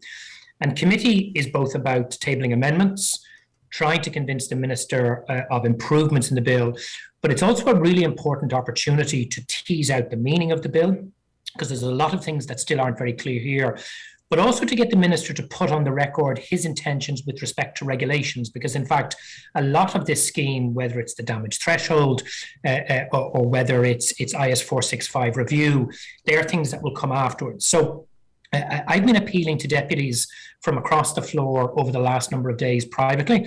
I've been saying to them, whether you agree with this bill or not, how can you justify up to €3 billion, if not more than €3 billion of eventual expenditure crammed into 2 hours? In my time as a TD since 2016, I have never seen such a large sum of public money being shoehorned into such a small period of consideration as this. We were already denied full pre-legislative scrutiny, although thankfully we forced the hearings that we had a couple of weeks ago. But that in and of itself was inadequate, although better than nothing. This committee stage is the most important. And I have to say, like, we sat down and we looked at the amendments, and there's probably about 9 key areas which I think there should be votes on. Now, we might get through, as Michael said, a couple of those tonight. We might get through more in the Shannon. But even then, we'll have limited time to scrutinise, to interact, and to then, for the record, to show, deputy by deputy, who voted on what side, because ultimately that's what democracy is about. So I just think it's not just that this is scandalous, this is reckless in the extreme to ram this through in this way without proper consideration, particularly of the very thoughtful and considered amendments that the homeowners have put forward, not just from Donegal, but Mayo and Clare and Sligo and Limerick and the other counties as well. Is it possible that time could be eaten up to avoid perhaps some of the more contentious amendments being discussed in the Dáil? I presume the government parties might take the hit in the Shannon because of the attention that might be on it. But in the Dáil, you know, as I mentioned to Michael there, I presume there are those on the West Coast that would like the off-ramp of saying, well, listen, you know, we didn't get chance for it. You know, I would have said this or I would have said that. In other words, you know, no, it's not plausible deniability, but you know where I'm coming from.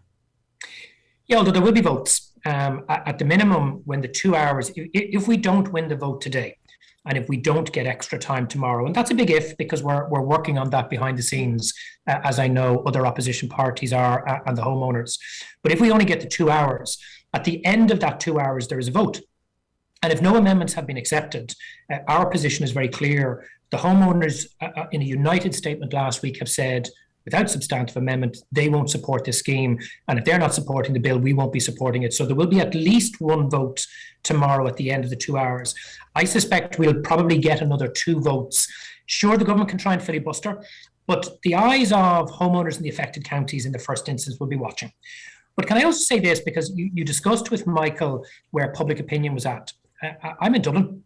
I'm in a constituency where my constituents have all sorts of other pressures in their life.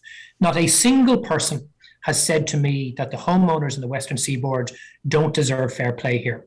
In fact, where I am, and we have Celtic Tiger defects of fire safety, etc., where there's no redress scheme, the owners of those apartments are 100% behind the families in Donegal and Mayo and Clare and elsewhere, because everybody accepts the basic principle.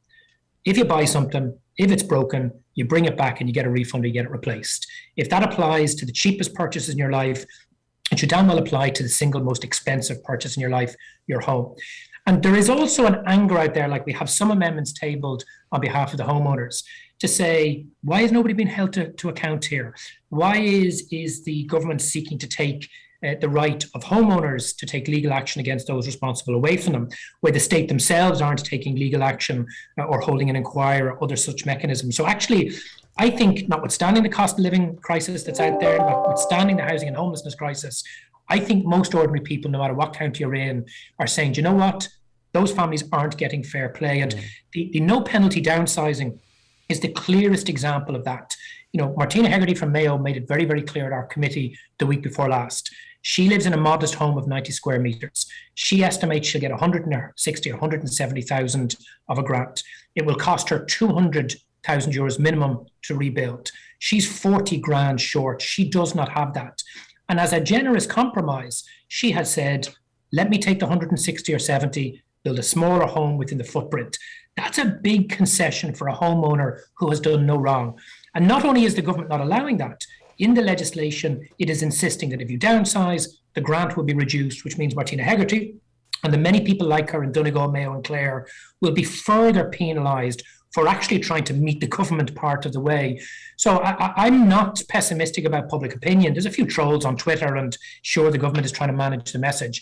People don't trust this government, and they can see the inherent unfairness of people being left 10, 20, 30, 40,000 euros for replacing like-for-like homes. And therefore, I actually think the public broadly is behind the homeowners in this instance. Right, okay. Well, it's going to be an interesting couple of days. It's an incredibly difficult couple of days because I'm sure you're aware, I'm not sure everyone is aware, but you know that the pressure families are already under, the uncertainty, the fear, and then obviously the trolling that's going on from some quarters, but not knowing and being made feel bad for just wanting, what seems like a very basic request. It's incredibly difficult for people affected by this, and we have a small percentage that speak out, and they're fantastic. But I'm conscious there's thousands of people who listen to this show that they burst into tears as soon as they come on the phone lines, because this is such a pressure on them and their families, and their children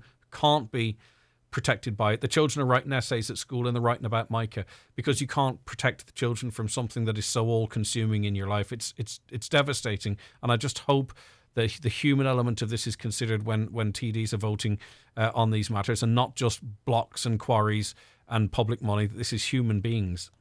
And Greg, can I give a direct commitment to every single one of those?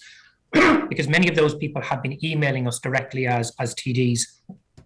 Whatever happens today, tomorrow, and in the Shannon next week, all of the campaign groups have said this isn't over. And the commitment I and our party are giving is it is not over.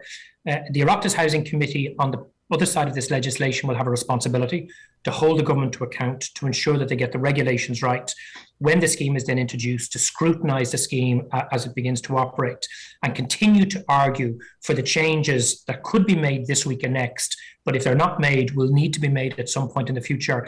This is not over. And all I would say to those families who have had to endure this scandal for a decade or more, there are many of us in the Oireachtas, particularly myself and my colleagues, Pierce Doherty, Padraig McLaughlin and Rose Conway Walsh, but there are others in other parties for whom this issue does not end with the passage of this legislation.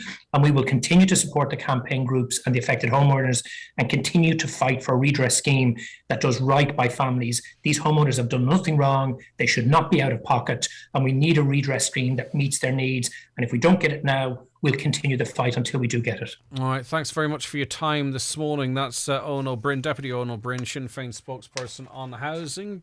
What do you think? 086 60 25,000. Are you confident? And I think this is a legitimate question, because obviously in opposition you can promise the sun, the moon and the stars. And I'm not saying, it's being done. I'm not questioning the motive of that, but are you confident as a homeowner that if it's not right this time, that if there is a change of government at the next general election, that it would be, that all these promises would be followed through on? What do you think? Message us on WhatsApp to 086 60 25,000. You can also email the programme if you want to go a bit longer format. It's not a number, it's an email address. It is comments@highlandradio.com. All right, stay with us. If you've any requests or dedications, by the way, for anyone listening today, whether they're celebrating a birthday, getting married, anniversary, or whatever it might be, get them into us as well. 07491 25,000 if you want to call Donna Marie or Emma, or give us a WhatsApp or text on 086 60 25,000. Don't miss All Folked Up live at O'Flaherty's Buncrana this Saturday. That's All Folked Up live in Buncrana this Saturday. Tickets available from eventbrite.ie. Do you know how Green Skills can benefit you as an employer? Skills to Advance has a range of green skills courses that will help make Irish business greener, improve cost savings, competitiveness and profitability, develop new skills in your team and access highly subsidised training. For more information, contact your local education and training board or visit skillstoadvance.ie. Boost skills, boost business with Skills to Advance. Brought to you by Sulis and the ETBs, an initiative of the Government of Ireland. Remember a loved one with a personalised memorial, acknowledgement or wallet card from BizPrint, using your choice of wording and background. Call in and speak to Catherine at BizPrint, Port Road, Letterkenny, or call 9177955. This Thursday, the Jive Time Show will be live from the 51st Lennon Festival in Romelton, where they've got a great lineup of family entertainment and big band nights, including Derek Ryan, the original voice of Smokey, Chris Norman, and Jimmy Buckley. So be sure to tune in this Thursday to David James, live from Romelton. For festival details, see Lennon Festival on Facebook. Okay, you're very welcome back. Okay, let's have a look at some of your comments. We might take a piece of music heading up to 11. A caller says, what do they say? They say, the behaviour of people is very bad, unacceptable. Garda should call to people's houses more often, and no harm in the guards having a chat with someone. Is that as it relates to public order or noisy neighbours? I'm not sure. We are so grateful to the Blood Bike Northwest team and their colleagues in Blood Bike True Colin, is it? And Blood Bike East for their help they gave us earlier this year when our twins were in NICU in Dublin after having been born very premature. The team brought my breast milk from our home in Donegal to the hospital in Dublin so the babies had a constant supply of milk. During such a difficult time in our lives, it was amazing to be able to rely on such a selfless team of volunteers. Wow, I hope everyone's home and okay. And what an amazing help out for you at that time. Obviously, the distance and how far you were, it must have been so tough with everything going on. But to have these heroes, they are, aren't they?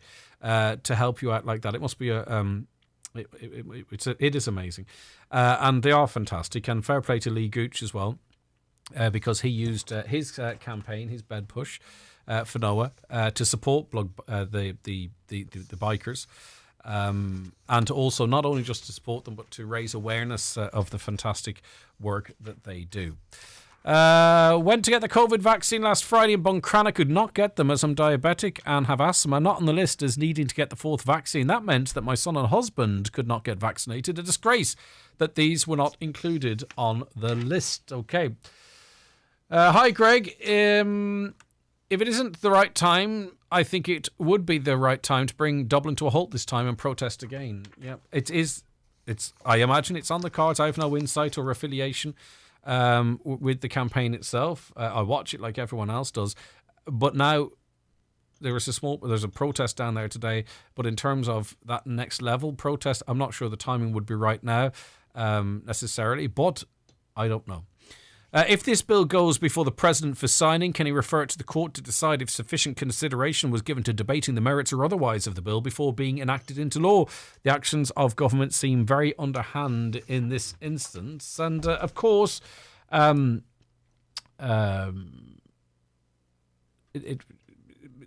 is question marks over whether or not there's some conflictions or whether or not it's constitutional, so some of the elements of this bill. But I presume, you would hope, wouldn't you, that will be scrutinised. Okay, should we take a piece of music? We hear the good weather is on its way. It's coming up from the south, riding up from the south, high pressure, hopefully. We are just the very, very extreme of the country, so hopefully it meets us in the way that we want it to. I think we deserve a bit of good weather, don't we? But it's on the way, so hopefully now, come the end of the week and into the weekend, things will improve weather-wise. I will always remember the day you kissed my lips, light as a feather.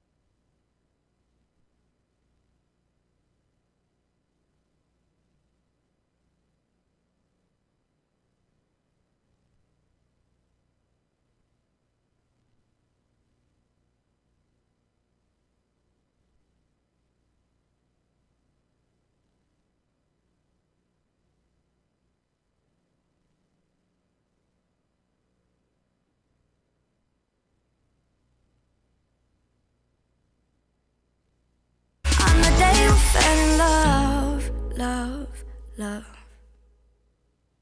With all the stories that matter across the Northwest, it's Greg Hughes on the 9 to Noon Show on Highland Radio. Experience Grammy-nominated music sensation Celtic Woman on their all-new tour, Postcards from Ireland, Millennium Forum Derry, Friday the 12th of August. Tickets from £29.50 on sale now. See millenniumforum.co.uk and CelticWoman.com for details. The National Brown Bread Baking Competition, sponsored by Aldi in conjunction with the NPA and ICA, is back. This year's winner will pocket €15,000 and get to sell their prize loaf in Aldi stores for a whole year. The champion will be announced on the 22nd of September at the National Ploughing Championships in Ratheniska, County Laois. Visit aldi.ie/brown-bread-competition for details. Not trying to butter you up, but we know you can do it. Aldi, everyday amazing. Ceol na Cuille Summer School and Trad Camp will take place in College Alley, Letterkenny, Monday the 11th to Friday the 15th of July. Masterclasses with some of Ireland's top trad artists, including accordion, fiddle, flute, banjo and more. Children and adults are welcome. Trad Camp for kids with introduction to music 5 years and over. For more, visit ceolnacuille.ie. All right, keep those calls and comments to us. I want to dedicate that last piece of music to Helen Caulfield, Crohan Heights, Lifford. Happy birthday to you, coming in from Bridgeen and from Derek also. A caller says it's not giving good weather for the northwest and the country. Might be nice. We're getting temperatures 7 or 18 degrees and dull, no sun. Well, listen, it'll be sunny hopefully in the afternoon. 17 or 18 degrees. It's not to be sniffed at, but listen, we'll see how it goes. It is only forecast, and I think people expect perhaps some more certainty. But they are forecasts, they're predictions, and are certainly open to being as far out as the old lighthouse.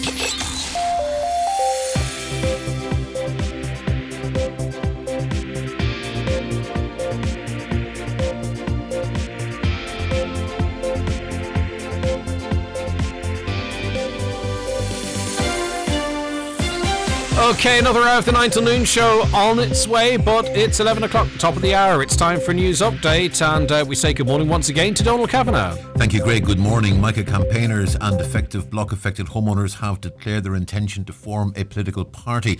They have declared their intention in the Dáil today and have 28 days to finalise the details, including the name of the party. In tandem with that, they're challenging all members of Donegal County Council to publicly declare their support for the campaign, and in particular the demand that at least 9 hours be given to a discussion on the 80 amendments proposed to the bill ahead of a discussion tomorrow. At present, the time allocated is 2 hours. Michael Doherty of the Micah Action Group says that was the last straw for the homeowners. You can hear the whole of the conversation between Michael and Greg on the 9 to Noon show on our website, highlandradio.com. A Donegal GP says he doesn't want to scare people into receiving COVID-19 booster vaccines, but the reality is, without them, people will die. Dr. Dennis McCauley, who chairs the IMO's GP committee, says there's been some COVID fatigue, and in some instances he believes people have been explaining symptoms away as summer colds, when in fact they probably have COVID-19. On today's 9 to Noon show, Dr. McCauley said COVID remains a serious threat and people still need to protect themselves and others. In the British Parliament, controversial Troubles legacy legislation has been voted through another stage. MPs voted 282 to 217 to give it a third reading. That's a majority of 65. It would stop inquests into Troubles killings that haven't got to an advanced stage and also prevent new ones from happening. Buncrana Garda are seeking information in relation to the thefts of 27 ewes, 36 lambs and 2 hogget ewes from Balnahone in Fawn. The thefts believed to have occurred between June 15th and June 25th. The breed of the sheep is Swaledale, not a very common breed within Donegal. Some of the sheep have red or blue spray on their backs and some have green spray on their heads. Ireland is at risk of not meeting a 51% cut in carbon emissions by 2030. That's according to a report published by Wind Energy Ireland, which says there needs to be a complete transformation of the planning system. The report comes as Donegal County Council discusses further restrictions to wind energy developments in the county development plan, and opposition grows to a number of proposed wind farm developments within the county. And the Irish Fiscal Advisory Council says the government's decision to increase spending by 6.5% in the budget was needed, but we're still a long way from chasing inflation. A €6.7 billion package for budget 2023 was announced in the summer economic statement. The Watchdog's chairperson Sebastian Barnes says there was a 5% limit in place for spending growth, but he says we are currently in exceptional circumstances and the government's intentions are understandable and necessary. And there are the headlines. Back with news headlines again at 12 noon. Okay, Donald, thank you very much for that. As Donald mentioned, the piece with Michael Doherty already available for you on our website to listen back if you missed anything of it.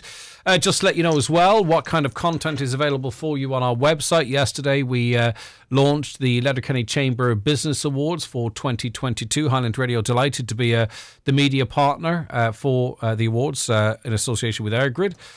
You can watch that launch live on our website in the on-demand section. Maybe you're interested in sport and you want to listen back to the DL debate, Brendan Devaney's GEA podcast. That's available for you right now. Go to the on-demand section of the website. Listen back. Maybe you missed the Business Matters podcast, where we interview people about their businesses, about themselves. Maybe you want to listen to that going to bed or sleep or whenever. Or went out for a run or walk, go to the on-demand section of our website and you will be able to listen to that on demand when it suits you. Maybe you don't get to a radio throughout the course of the day and you want to catch up on what's happening locally in news and sport. We're dedicated to covering all things news and sport across this region. That's what we do. That's what we want to do. Well, you can listen to a podcast of the main evening news, sport and obituary notices every evening after it's broadcast, just after 5:30. So you can listen to that on demand when it suits you. What else is there? Oisin Kelly's The Score programme, all across sport on a Thursday evening. When you want to listen to that, it's up to you. It's in the on-demand section of our website. Go there and listen to it when you want to. As I mention on this programme regularly, but just for those tuning in, if you want to watch this programme, you could have seen our contributions from Owen O'Brien, the nurse who joined us talking about milk donors, or anything. The Friday paddle, the entertainment slot. Much of our programming is visual. You can watch it on our website, highlandradio.com. We have so many people that engage with us every day, but it's always good to reach more people. It is truly the number one multimedia organisation here, Highland Radio, on air, online, and across our social media channels as well. Just trying to keep you updated and informed and engage with you and find out what you want just as much as we can. And, of course, now live on a programme like this, your WhatsApps and texts help to form the programme when we get to learn your views. How do you do that? You know yourself. 086 60 25,000 WhatsApps and texts to that number. And we love to take your calls as well on 07491 25,000. Right. A caller says, on Friday morning I rang a coal supplier to see if it was the same price as the week before, and they told me it was going up on Monday. My husband went in and got 10 bags of 25 kilogram in weight. He paid €136 for the coal. When I went to pay, €206. The girl in the shop said it had just gone up in price. Husband there, 1 hour and 20 minutes ago, €7 it went up per bag. I took the coal back again. The staff couldn't be nicer. And there's a genuine concern amongst coal suppliers that for the bigger bag, when it hits like 50 kilogram a bag, that people simply won't buy it, because how could you justify paying €50 for one bag of coal to heat? It goes up your chimney, but it's to heat your house. How could you justify that expense on a regular basis throughout the winter? People are going to have to start buying turf and wood because that price is unsustainable. And think of the coal merchants, because it's not their fault. It is not their fault at all. They are having to pass on the costs to make any money at all. They want to see it come down. They're not gouging. As soon as it goes up from the supplier, they have to increase the prices. But I presume they're looking to the winter and say, who is going to be paying €50 for a bag of coal? Who has the resources to afford that? Very, very few people, I would suggest. Okay, very short break here. Rejoin us in a moment.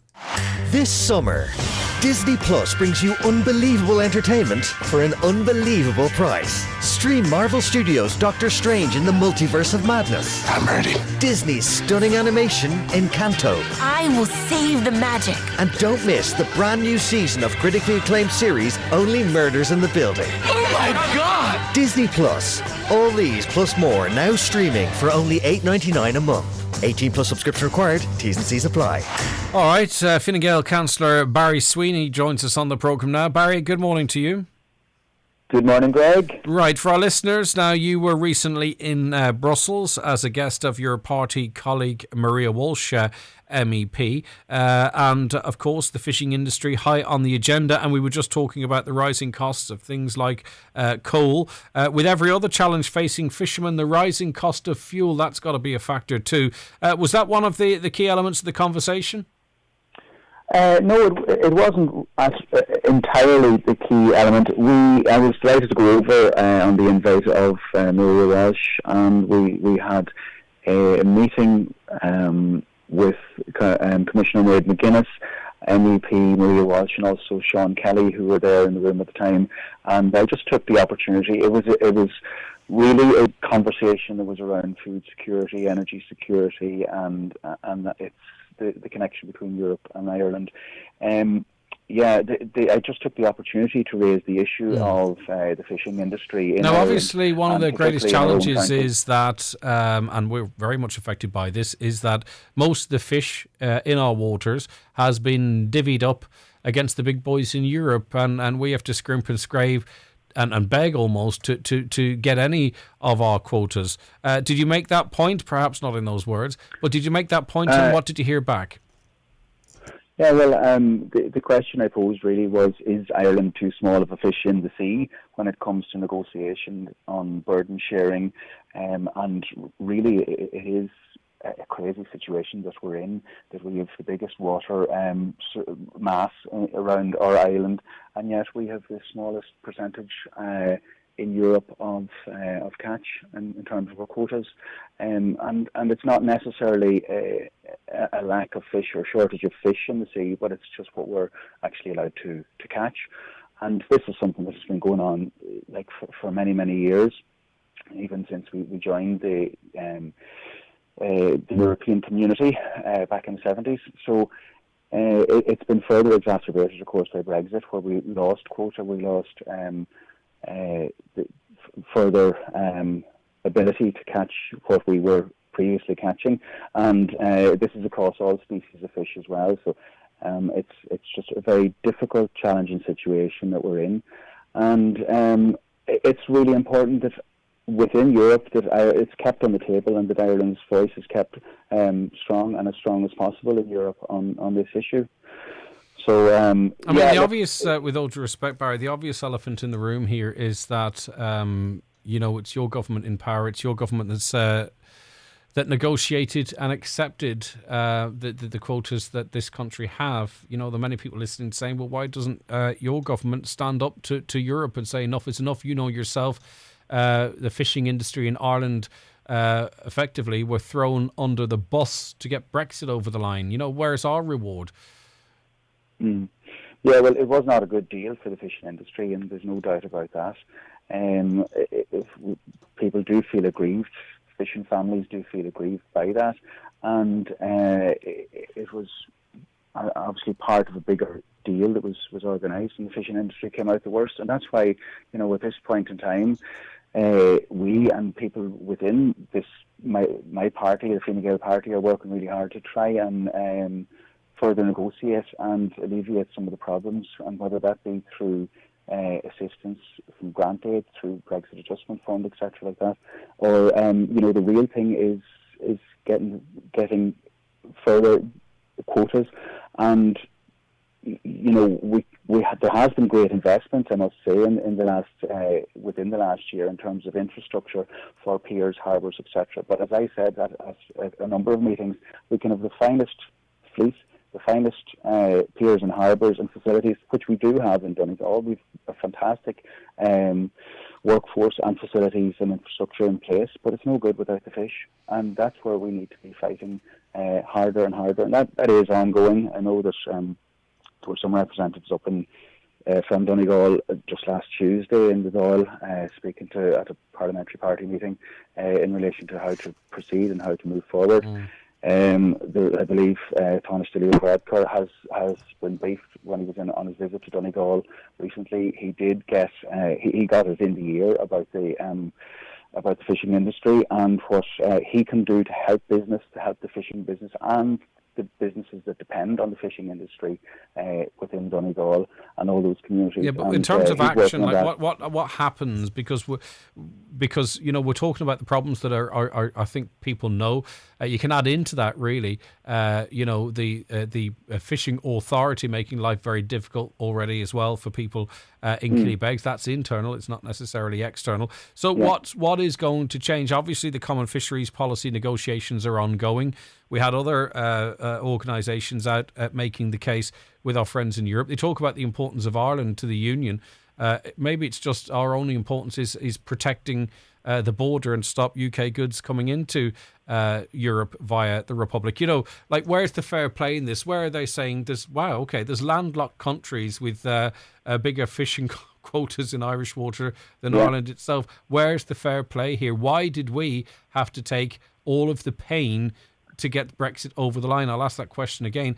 Were you given any assurances that something's going to change? I was not given any assurances, but that is the question that's been asked. Why are we at the bottom rung of the ladder? And that's why I asked the question, are we too small of a fish in the sea to negotiate with the big boys of Europe? You have France, you have Belgium, and these, you've many countries who have the right to fish more Irish fish in Irish waters than we have to fish in our own waters. And that's just not right. But that's something that's going back for decades and decades, and it's a huge fight. It's not going to be easy for other countries to give up their quota, to give up their share, and it's not good. And here's another little interesting point, which I'd like to make. If we were increasing our own quota on, say, on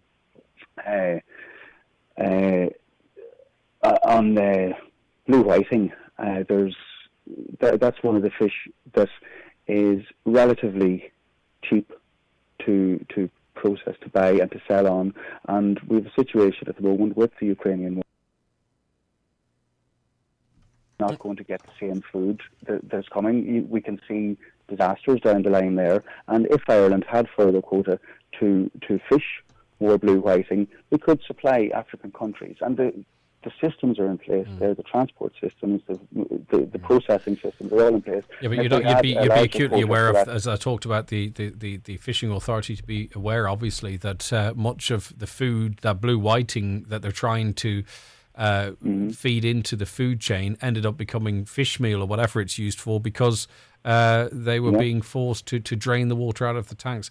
But listen, hopefully with all these meetings and with all these concerns being raised, something positive might happen. Thank you for your time this morning, Barry. I appreciate it. Thank you, Greg. All right, Thanks take care. Councillor Barry Sweeney there, off the back of his recent trip to Brussels.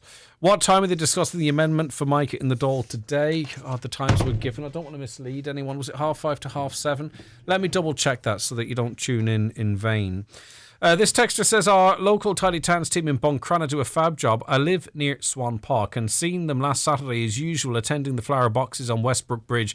I'm disgusted this morning to hear on your show of the damage done to them over the weekend. Hope the culprits are found and are fined. And, we've an amazing team, and this is not just words. I'm not just spewing this out, because I'll be driving to work quite early, not as early as some, of course, and see people out voluntarily cleaning up their local community after busy nights in towns. You see them picking stuff up. The council are out there as well, but it's easy to sort of differentiate between the Tidy Towns crews and the council crews, and often it's a person out on their own, and they're amazing. They really are, and they do fantastic work. And what a slap in the face it is for that work to be undone, probably through drink. Probably woke up the next morning and laughed about it, or said, oh, that was some crack, or maybe even regretted it. Who's to say? Maybe. Wouldn't it be lovely if they came forward and said, look, I did something silly here. Here's some money for, to replant these flowers. That would be good. It'd be stepping up. I got my 4th vaccine, but was very sick for 3 days with each one. First 3 were AstraZeneca, last 2 were Pfizer. Never again. And pretty much the point that I put to the doctor, and he accepts that that's going to be the case. Right, okay, here's an interesting one. What if the donated breast milk is from a person with health issues or genetic problems, or someone on drugs? Well, firstly, it's supplied through a blood sample, and it's screened, and it's pasteurised. listen, they're in the interest in saving babies. They're not going to be giving any babies contaminated milk, we would hope. And anyway, we know they wouldn't because of the blood tests. But this caller says, I could never give my baby a stranger's breast milk with all the treatments that are in it. An advanced vegan milk for premature babies. We should have the choice, more research and science. Do you agree with that? I don't know if you've ever been in that position, but I certainly have. And you have a baby born premature, being kept alive by machines, clinging to life by a thread. And if someone said to me, "There's milk from someone else," and that will give your baby a chance of surviving, because remember, they can't tell you everything's going to go good. I wouldn't be saying, well, what's in it? Or, can we try vegan milk? Put yourself in that situation. I'd be saying, okay, whatever it takes to try and get this little person home. But anyway, that's just one view, my view. What's yours? 086 60 25,000 WhatsApps and texts. Or give us a call on 074 91 25,000. Did you know 439 complaints were made to the taxi regulator since November, most of them relating to passengers being overcharged? This is nationally, by the way, and I'm not sure what proportion, if any, came from Donegal. But some of the other complaints that were made to the taxi regulator were, and could you be motivated to do this? I'm not sure I could. Bad smells. Someone was so upset with bad smells, quite a number of people, that they made complaints. Sticky door handles would be one that would put me off now. Stained back seats, they also featured among the complaints which were contained in a report from the National Transport Authority.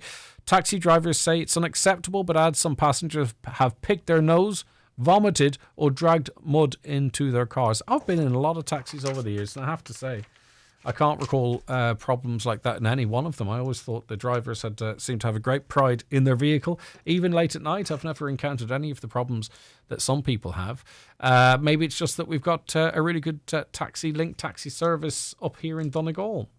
Driving a Fiat 500e is choosing an all-new, all-electric car with an impressive range and not 80% fast charging in 30 minutes. It's choosing a car that's so full of tech it will confidently and safely drive you into the next decade. It's choosing to believe in a better tomorrow. Welcome back, future. Fiat 500e prices start at €24,995 after government subsidies. Book a test drive at Joseph Doherty Limited, Moville, or visit fiat.ie. Sabrina Robb here from Donegal Hearing Clinic. If you're struggling to hear everyday conversations or find it difficult to understand people in a crowded room, you may have hearing loss. Problems like these are common, and we're used to helping people resolve them. We offer hearing assessments and will discuss your options. You can call us on 074 91 88 470 or visit donegalhearingclinic.ie. Life sounds brilliant with Donegal Hearing Clinic, Letterkenny and Buncrana. Park Run has taken my running to the next level. It's a good opportunity to catch up and meet friends and make new friends as well. It's how I got introduced into the local running club. Just knowing it's there every week, no matter what stage you're at. I find it's a much healthier approach to running. I'm Dave and I'm a park runner. VHI believes Park Run is more than running. That's why we're their biggest supporter. Join us every week at your local park run. Okay, let's say good morning now to Linda. How are you, Linda? Good morning, Greg. How are you? I'm okay. Now, what issue are you highlighting today with us, Linda? Okay, I'm highlighting the issue of the fact that I can't get through to nobody in Letterkenny Hospital except the switchboard to ask about a friend, a neighbour, and a man that I kind of care about and look after and check up on, although he's very independent. And, I'm just there, and we went into hospital on Friday evening, and I left it. I didn't get in touch with nobody. I left it till Saturday morning. So I rang on Saturday morning, rang the hospital, got through. I was waiting ages and ages, and eventually Clerk Ward answered the phone. And he knew nothing about nobody in the ward. He knew nothing about the patients. And I was trying to say, well, what are you doing answering the phone then? I said, there's COVID. We're all locked down. We can't get through to nobody. We're not allowed to visit. How are we supposed to know how our loved ones are doing in there? And how scared are they? Now, this man's 85 years of age, and he's got no relatives here in Ireland at all. All his sons and daughters live in England. And he's going to England tomorrow. So I left it yesterday, and I rang this morning. I've been ringing all morning. They won't answer the phone in the ward at all. So this is not an issue with you being next of kin. It's literally you. No, no. There's no answer. The people are not answering the phone. Yeah. And I've tried ringing his mobile. I got through on his mobile. He rang me on Saturday, actually, after the nurse spoke to me. Yes. He rang me. I didn't get talking to him on Saturday. So he rang me from his mobile. So I've been ringing his mobile all morning. A neighbour and friend of mine is after ringing me there now. He's been ringing all morning. And yesterday was the same, and he never got through to nobody. Yeah. And you just want to check in on him, presumably, yeah? Sorry? You just want to check in on him to make sure he's okay, so he knows that there are people out there that care for him as well. Exactly. He's 85 and he's in there alone and knows nobody. And nobody's like, he's a big baby, like, and, he must be terrified. Yeah, which is very distressing for you too. It's very distressing. Mm. And it's horrible. There should be somebody manning them phones 24/7 for people. Yes. And keeping people updated on how everybody's doing. We're not that short of people looking for jobs in this country. Mm-hmm. I'm a qualified carer of over 30 years experience. And, I couldn't get a job as a carer or a phone operator just to answer phones in one of the wards. There's not that many wards in the hospital. Surely they could get somebody to man the phones even from 10 in the morning to That's 6 in the interesting. evening. Yeah, a dedicated person that isn't distracted by other duties, that they are there to liaise Absolutely. with loved ones and family and friends. Exactly, and that's so missing, and everybody must be feeling this, not just me. This is only me and one person. Mm. And what about other people who have big families and big relatives that can't get through? Yeah. Do you know? Does his family know that he's in hospital? I don't know. I don't know anything else except that he told me on Saturday he didn't even know, he hadn't seen the doctor, and he said he was dehydrated. Yeah. So I haven't heard nothing What about from nobody. him getting home? Like, I mean, do they have your number or? He has it. Right. So no, I don't know what's happening. He's got a flight booked for England tomorrow. He's going home to his family, and I'm hoping they'll either get him to stay there or they'll put me in charge of him over here at care. Yeah, you just want to make, as you say, he's independent and stuff, but you just think he needs very independent. He's in boats and everything. He's a fisherman and he loves Well, we'll not give too much away about the gentleman, Linda, and I know you care very much for him, by the way, but just in case it identifies him at this time. Yeah, but I just worry about how he's feeling. I'm just worried, like, is he thinking, Linda doesn't care, or Well, where's his phone? I mean, I rang him on Saturday, and he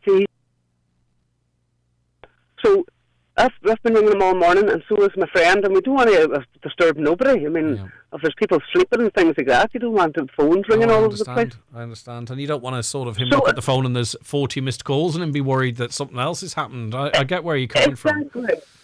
Right, so what it would take is someone just to run up and say, look, I've checked on Greg, we'll call him, I've checked on Greg and he's all right, and we'll let you know if he's able to get out tomorrow. You're not looking for a print off of his medical records. Somebody would answer the phone, Greg. Yeah. They're not answering the phone. Yes, okay. In the hospital. And for people that aren't allowed in, or relatives, and nobody's allowed to visit, why not? Simple question, why not? But the practical thing too with this... Go ahead, Linda.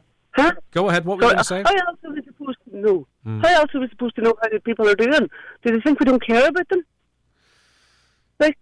Yeah, because also, the reason it doesn't make sense either to me is that, like, let's just say there were 5 people ringing the hospital. Surely it'd make more sense, 5 family members or friends, surely it'd make more sense to answer a call and say, right, Linda, are you going to be the designated contact? And you could say, yes, if you give me the info, I'll know what to do, or I'll pass it on to whoever else needs to know. Like, there would be it would make an awful lot more sense that they could then manage the volume of calls. Yes, it would save everybody a lot of bother.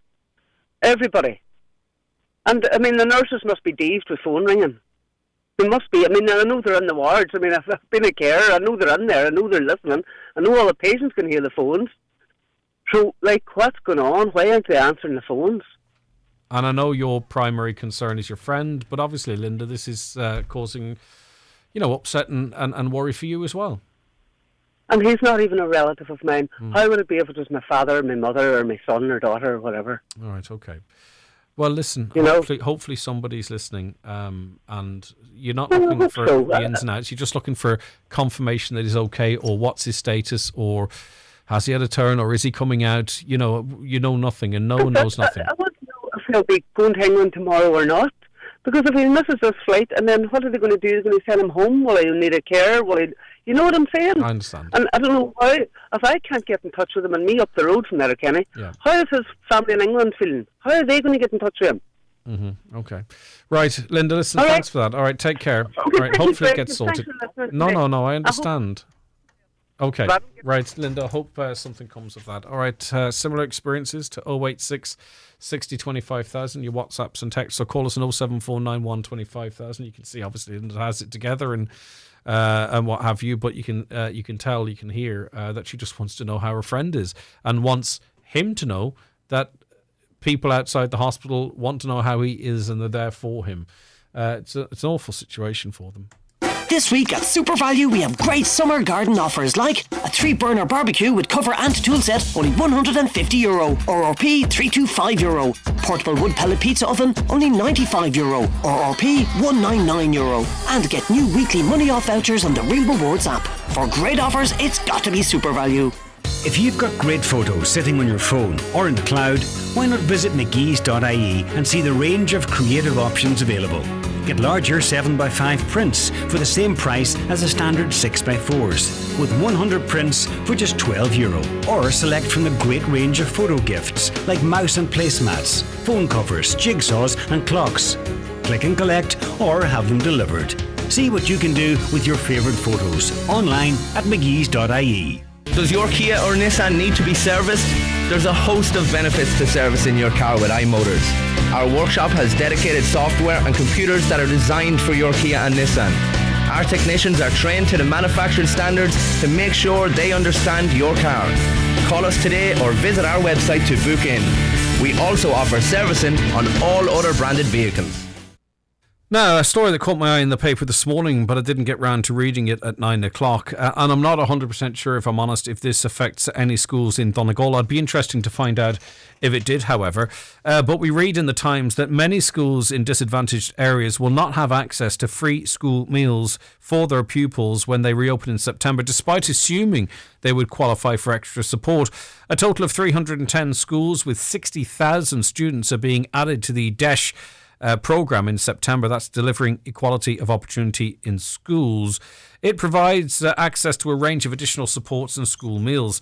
While DESH schools are funded by the Department of Education, school meals are provided under the Department of Social Protection budget.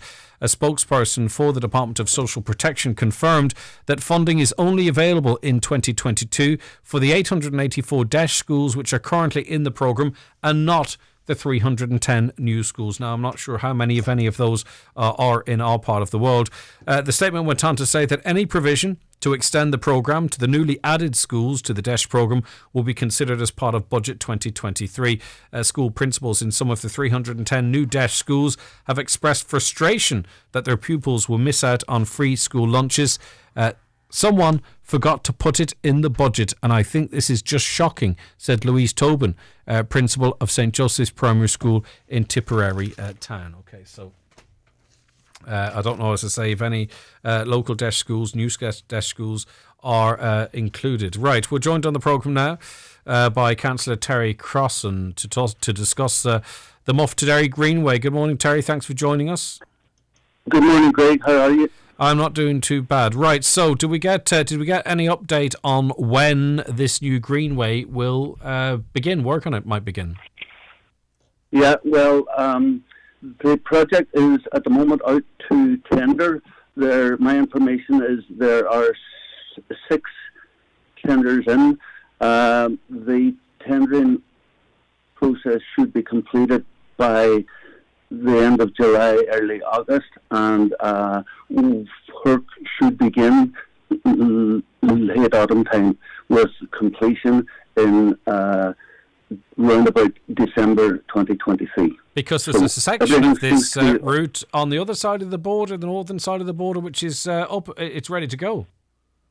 It's almost ready to go as we speak. We're just waiting on the completion of the tendering process, and then it will go ahead late autumn. Everything's in place. There are no delays anticipated. All the funding is in place. The route goes from the old border bridge along the Coney Road, down past Culmore Point Road, up onto the main Culmore Road. There will be a small offshoot up to the entrance of the Hollybush Primary School, and it will continue on in to where it meets the existing greenway behind the Floyd Hospice. And is there a requirement for a new bridge here, or is there an existing bridge there? There is a small issue regarding what is known as the Bay Road Bridge, and that is currently under planning.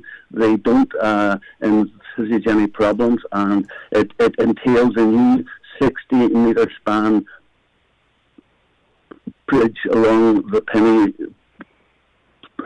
outlet between the Kelly Fuels and Sainsbury's, but there is no major issues envisaged there, and they are expecting planning to go through sometime towards the end of this summer. Yeah, and I mean, I presume once completed, this will be a great resource for locals. But you know, there's a big walking tourism market out there as well. It's somewhat unique in that it's perhaps cross-border. You know, it should be good for the area. Yeah, it's a very exciting project. Hopefully, it will be a tremendous cross-border asset, and when it's completed,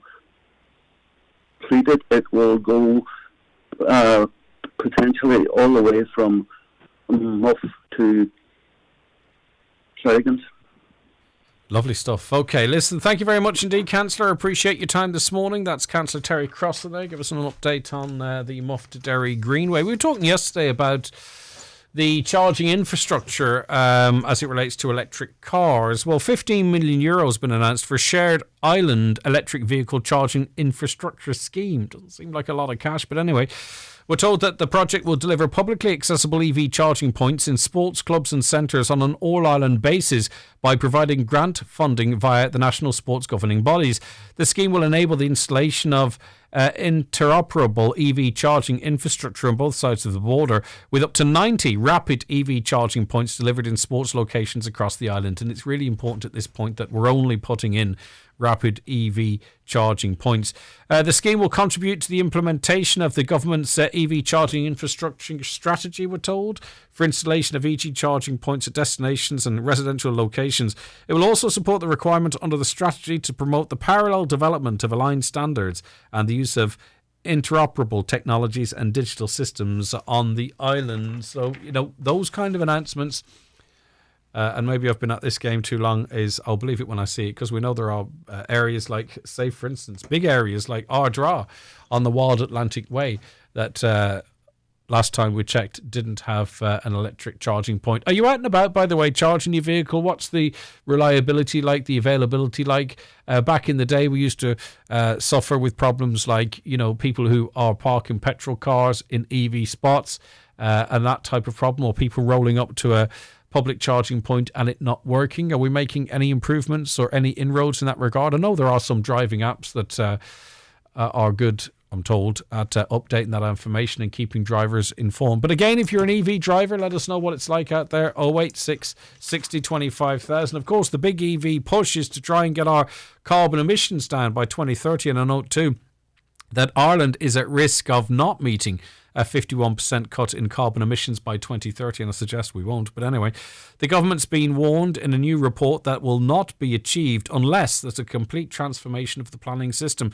The report published by Wind Energy Ireland points out that some progress has been made, but it also states that existing strategies, plans and targets need to be stepped up. Okay, well, we'll see what comes from that. 086 60 25,000 is the WhatsApp line.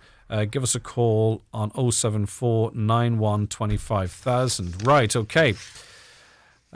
We have been contacting our local TDs in the Donegal area and we're asking them, what is your position on the defective concrete block scheme, and will you be voting with the government in favour of the scheme effectively if homeowners are not happy? So we've phoned all five to see if we can get an answer from them. It's a general question. It doesn't get into the specifics, but we just wanted to get our local TDs on the record again. So first we contacted Independent Deputy Thomas Pringle. He says, I won't be voting with the government's legislation. It's wrong and we'll have to go with it again. So Independent Thomas Pringle voting Neil. We're on to Sinn Féin too. Their representatives here, Pádraig McLaughlin and Pierce Doherty. We will be voting with homeowners. Homeowners, they say, we are in total support. So they will not be voting with government on this new legislation.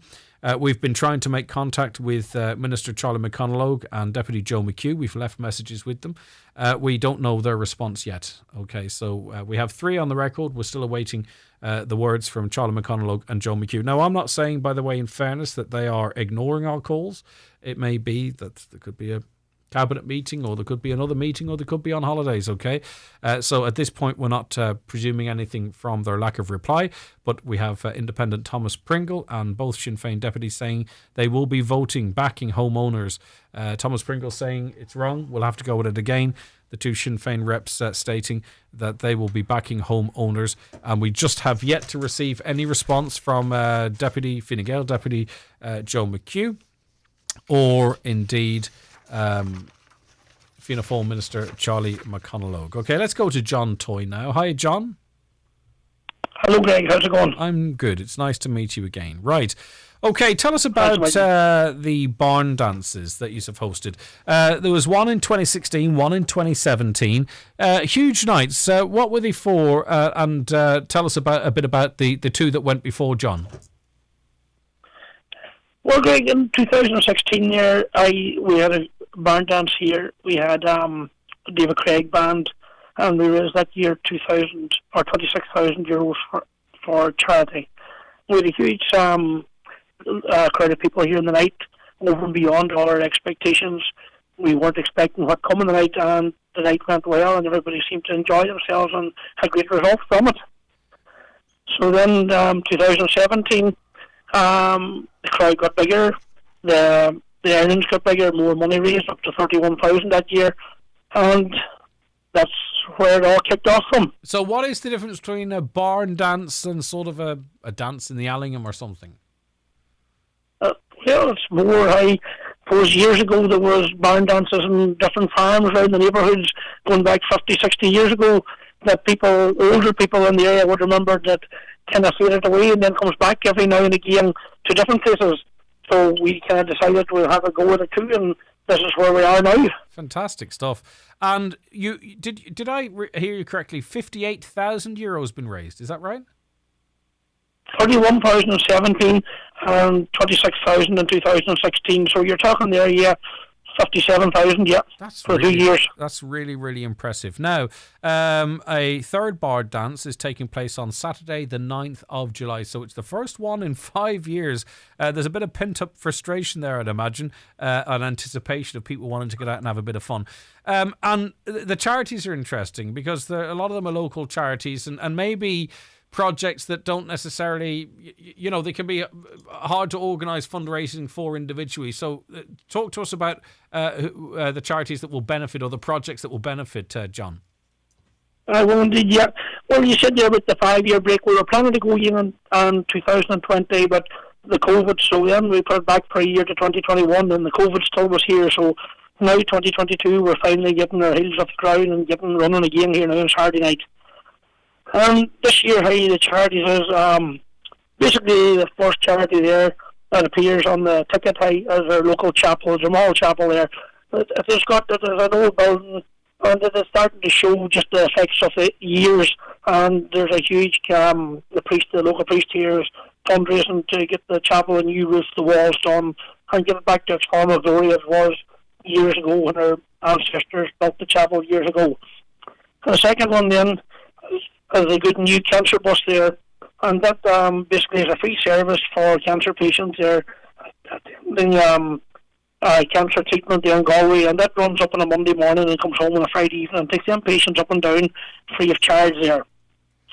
The third one then on the ticket is the Ramoy Parish Church here down in Manor-Cunningham. Again, that's an old building, and they're just doing general, basic ongoing maintenance and refurbishment work, to keep keep the building in place. And then we have the local community counselling services. That's basically here, the Raphoe and St Johnson Family Resource Centre. And they provide their counselling services for people maybe it's feeling a bit under the weather after the COVID or for different reasons. And they do a great job there for the local community, for people who is not just themselves. And that's to create awareness that those facilities exist in the area, and they kind of work, Raphoe and St Johnson work hand in hand to help one another out. And they don't get a whole lot of funding from the government. They're dependent on things like these and donations and things like this. Yeah, that's what jumped out at me from the list of charities and projects. Is that, you know,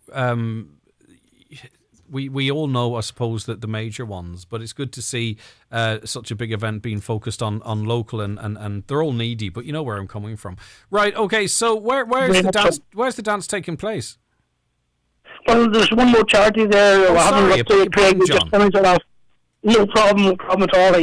As the Raphoe and the Ballingate Presbyterian Church there, that's based in Raphoe, and again they're in the same situation as the other two churches, old buildings needing ongoing maintenance, refurbishment, one thing or another. It's just an ongoing, never ending list, you know, with old buildings, you know yourself. Yeah, so talk to me about this event, Saturday the 9th of July. Who's performing? Saturday 9th of July with 3 live bands here. The first one there is at Keelan Brown there from Ballybofey there. So he's kicking off the night, the young fellow there, kicking off the night around 8 o'clock. And then we have around 10, Simon Peters will be coming on stage, and he will be finishing up around 12 or half 12. And then we have the David Craig band on then from around that half 12, 1 o'clock till 8. Right, okay. And big songs, what was the most popular songs in 2016, 2017? What got them out on the floor, John? The floor, those 2 years, the floor never really emptied. I think I don't know any big song in particular. Just it was a very enjoyable night, and the floor kept full, and the band played to the floor with David James here, your own David James here, in 2017 as well, and two major nights just. Yeah, all right. Now come here. What was I going to ask you? Yeah, where is it? I don't have we mentioned where it is. Well, our town land here is Rusky. There was a little farmyard here in Rusky, Manor Cunningham's about 2.5 miles from Manor roundabout up into the countryside there. But it won't be signposted, well signposted on the night and that there, and there'll be no problem finding the way up high. If you just keep following the car in front of you, and you'll eventually arrive at our farmyard here. What if you're the first car, John? I don't know why. Let somebody else go first. I'm always here to try and find out problems. And is it indoors or outdoors or what? It's a huge shed. It's 3 or 4 sheds all combined. There's one shed and 2 marquees there roofing them. But bear in mind that there's cattle sheds we're working with, so there's a huge amount of washing, a huge amount of preparations we've done over the last. But also 2 at weeks the same time, the I know you still have it spick and spam, but at the same time, there's an authenticity there. This is a barn dance. This isn't a barn dance in the lounge of a bar. This is a barn dance in a barn. And I would imagine you get a great mix of age groups, because obviously, you know, the music that you've got lined up, it appeals to people of all ages, from the very young to the not so young. Yes, well, it's funny you should say that, because this year we do have a huge age group. The first ticket was sold to a 92-year-old man, ticket number 1, and he can't wait to get back over again.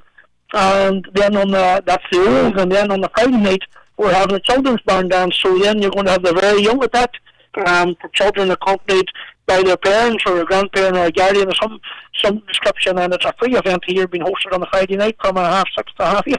All right, fantastic stuff. Right, where do people get their tickets? Do they just roll up on the day? You can roll up on the day and pay at the gate going in. There's tickets on sale. There's different outlets around the county has them on sales. Local shops and all have them. They're available here at their own yard, their own house here, and they're also available online there through the link on the Facebook page. Is there a bar there, John, or is it there's a bar, definitely a bar, Greg. Okay, 2 bars. A very good bar. Give me the directions again. The postcode is on the ticket. It's F92C9C9. Listen, I think it's going to be great. The weather actually is coming good. Listen, we're not the sunny southeast, but we're going to have good weather for it as well. As you say, it's covered indoors, but it makes it all just a much more enjoyable experience. There's great entertainment lined up. The charities that will benefit are Dromahal Chapel Fund, Ray Mochi or Mochi Parish Church. How do you pronounce that? Sorry, Ramohi, yeah. Ramohi. St Johnson Rafo Family Resource Centre Counselling Service, the Good and New Cancer Bus, and Rafo and Ballandrate Presbyterian Church. Already, 2 barn dances have taken place. 58,000 euro raised. Hopefully, you'll match that. It sounds like it's going to be fantastic, John, and well done. It's, as I say, it really sounds like it's going to be fun. No bother at all, Greg. All right, take care of yourself. All right, that is John Toy there. Let's see if we can get you in the mood for that. I don't know if this is appropriate or not. 1, 2, 3, 4. Jump down, turn around.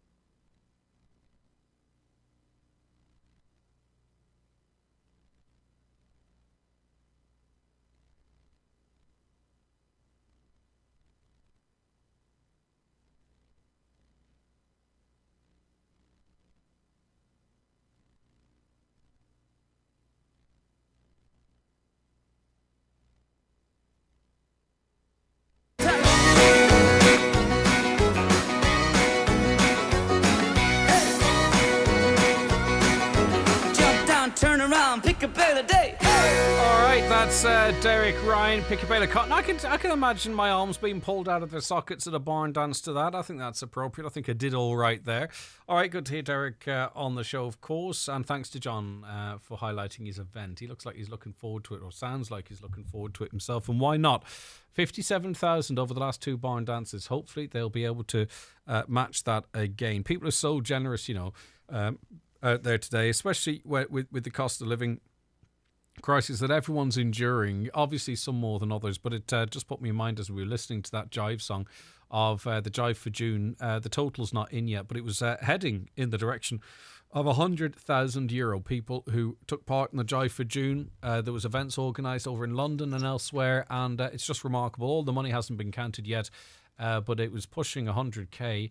And what an amazing achievement that is, and that's all down to the generosity of the people of the Northwest. And I'm sure they'll be at the barn dance there in great numbers, having a great night. I think that'll attract a lot of people from quite a distance as well, because it's kind of unique.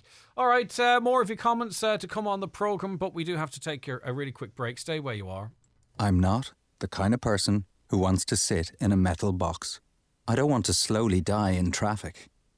I want to ride a motorbike. And I want to keep riding a motorbike. I don't want to suddenly die in traffic. I'm not the kind of person who wants to lie in a wooden box. Biking is a joy. Don't let it kill you. A third of bikers who have died on our roads were speeding.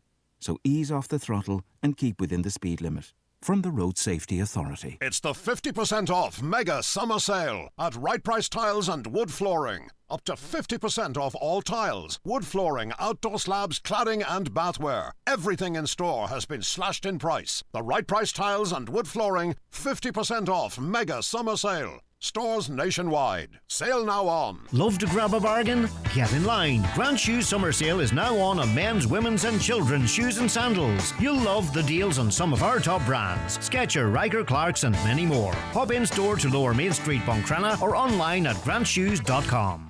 Mr. Blue Sky, please tell us why. The Lotto jackpot is an estimated €2.5 million. Play responsibly in store, in app or at lottery.ie. The National Lottery. It could be you. All right, coming up after this show, after the news at 12, don't forget John Bresson will be here around the Northwest. There'll be lots more of the type of music I just played on the David James show, Jive Time. That's coming up for you at 2:30. And then Ivan will bring you into our evening programme with Power Hour Plus. And of course the news team will keep you updated throughout the course of the afternoon as well. Right, as I mentioned to some of your comments here now. Hi Greg, totally agree with the last caller. My mother, now deceased, and may she rest in peace. She was taken in seriously ill to Surgical 2 last month. We were assured by a nurse that if we called at 7:30 a.m, we would get an update. Called literally 15 times, and by 11 a.m, had to drive personally from Mallinhead, a 1-hour drive, to see for myself, was she okay or not. Seen it firsthand, it is a shambles. And it's a very, very difficult time, that, of course, because your mother's been taken away from you for treatment, of course. And as it turns out, very sadly, it was in the last stages of her life. And all you want is a bit of information, one way or other, to see how things are going. But this is another example of a caller who simply could not get through to find out how their their mother was. What does he expect, says this caller, the government ministers to do? Go against the government? That's a cheap shot. I presume this is directed at Michael or maybe Owen O'Brien. Listening to the other man, the Charters of Ireland is not going to change regardless of what party is working away in there. There is a scheme out there and it's not going to be 100% for everyone, but there will be a lot of people who will be availing of it regardless of who is in government. But the idea is that the scheme is changed, so it is 100% for as many people as possible. If we're giving in on governments being able to change schemes or have any control on it, well, that's democracy out the window altogether, isn't it? If it's just the way it's going to be, regardless of who's in government, well, what do we vote for? Some would argue, would say, well, that's a really good question. But we shall see. We shall see how that goes. Another caller says, I was shocked years ago to hear that my cousin, who's in a good job, and her husband, who has his own business, their children get free lunches, etc., as they go to a DESH school, and they live in a disadvantaged areas. And believe me, they don't. The DESH school are decided by numbers of people in the area who are unemployed. I'm not sure that's exactly the criteria, but anyway. They don't have to buy a book or a pencil, and most families who are unemployed qualify for the back-to-school allowance, which more than covers a national school uniform. Well, that's not really quite true. That the back-to-school allowance is quite narrow. Not everyone can apply for it. It's not quite narrow. It's somewhat narrow. But let's not forget here we're talking about children. And we're talking about children having the best start in life. And if that means that some people that don't necessarily need free books or don't necessarily need free lunches, do we throw the baby out with the bathwater? The DESH scheme is to ensure as many children as possible have equal opportunities in life. It's their very first start at life. Personally, for me, if 5 students and families get the supports they need and 2 families get the supports that they don't need, I'm going to focus on those that have been helped, to be honest with you, because as far as I'm concerned, the most important thing we have is our children, and I just want them to be as supported and as happy as is possible. Could you please find out concerning EVs, what happens when the battery may give out after 8 years or 150,000 kilometres, and how much does it cost to get a new replacement battery? I presume that varies from make to make. I'm not sure if they give in after 8 years or 150,000 miles. I think you'll find that's the warranty. and in a petrol or diesel car, you have a similar limited warranty. In other words, 8 years or 150,000 kilometres, or it could be 3 years and 100,000 kilometres, dependent on the vehicle. So I wouldn't see the warranty on a vehicle meaning that once that warranty expires or the time expires, that the vehicle is of no use or the batteries need replacing. There are plenty of older electric vehicles that are still running fine and still have decent battery capacity. So I don't know the answer to that question.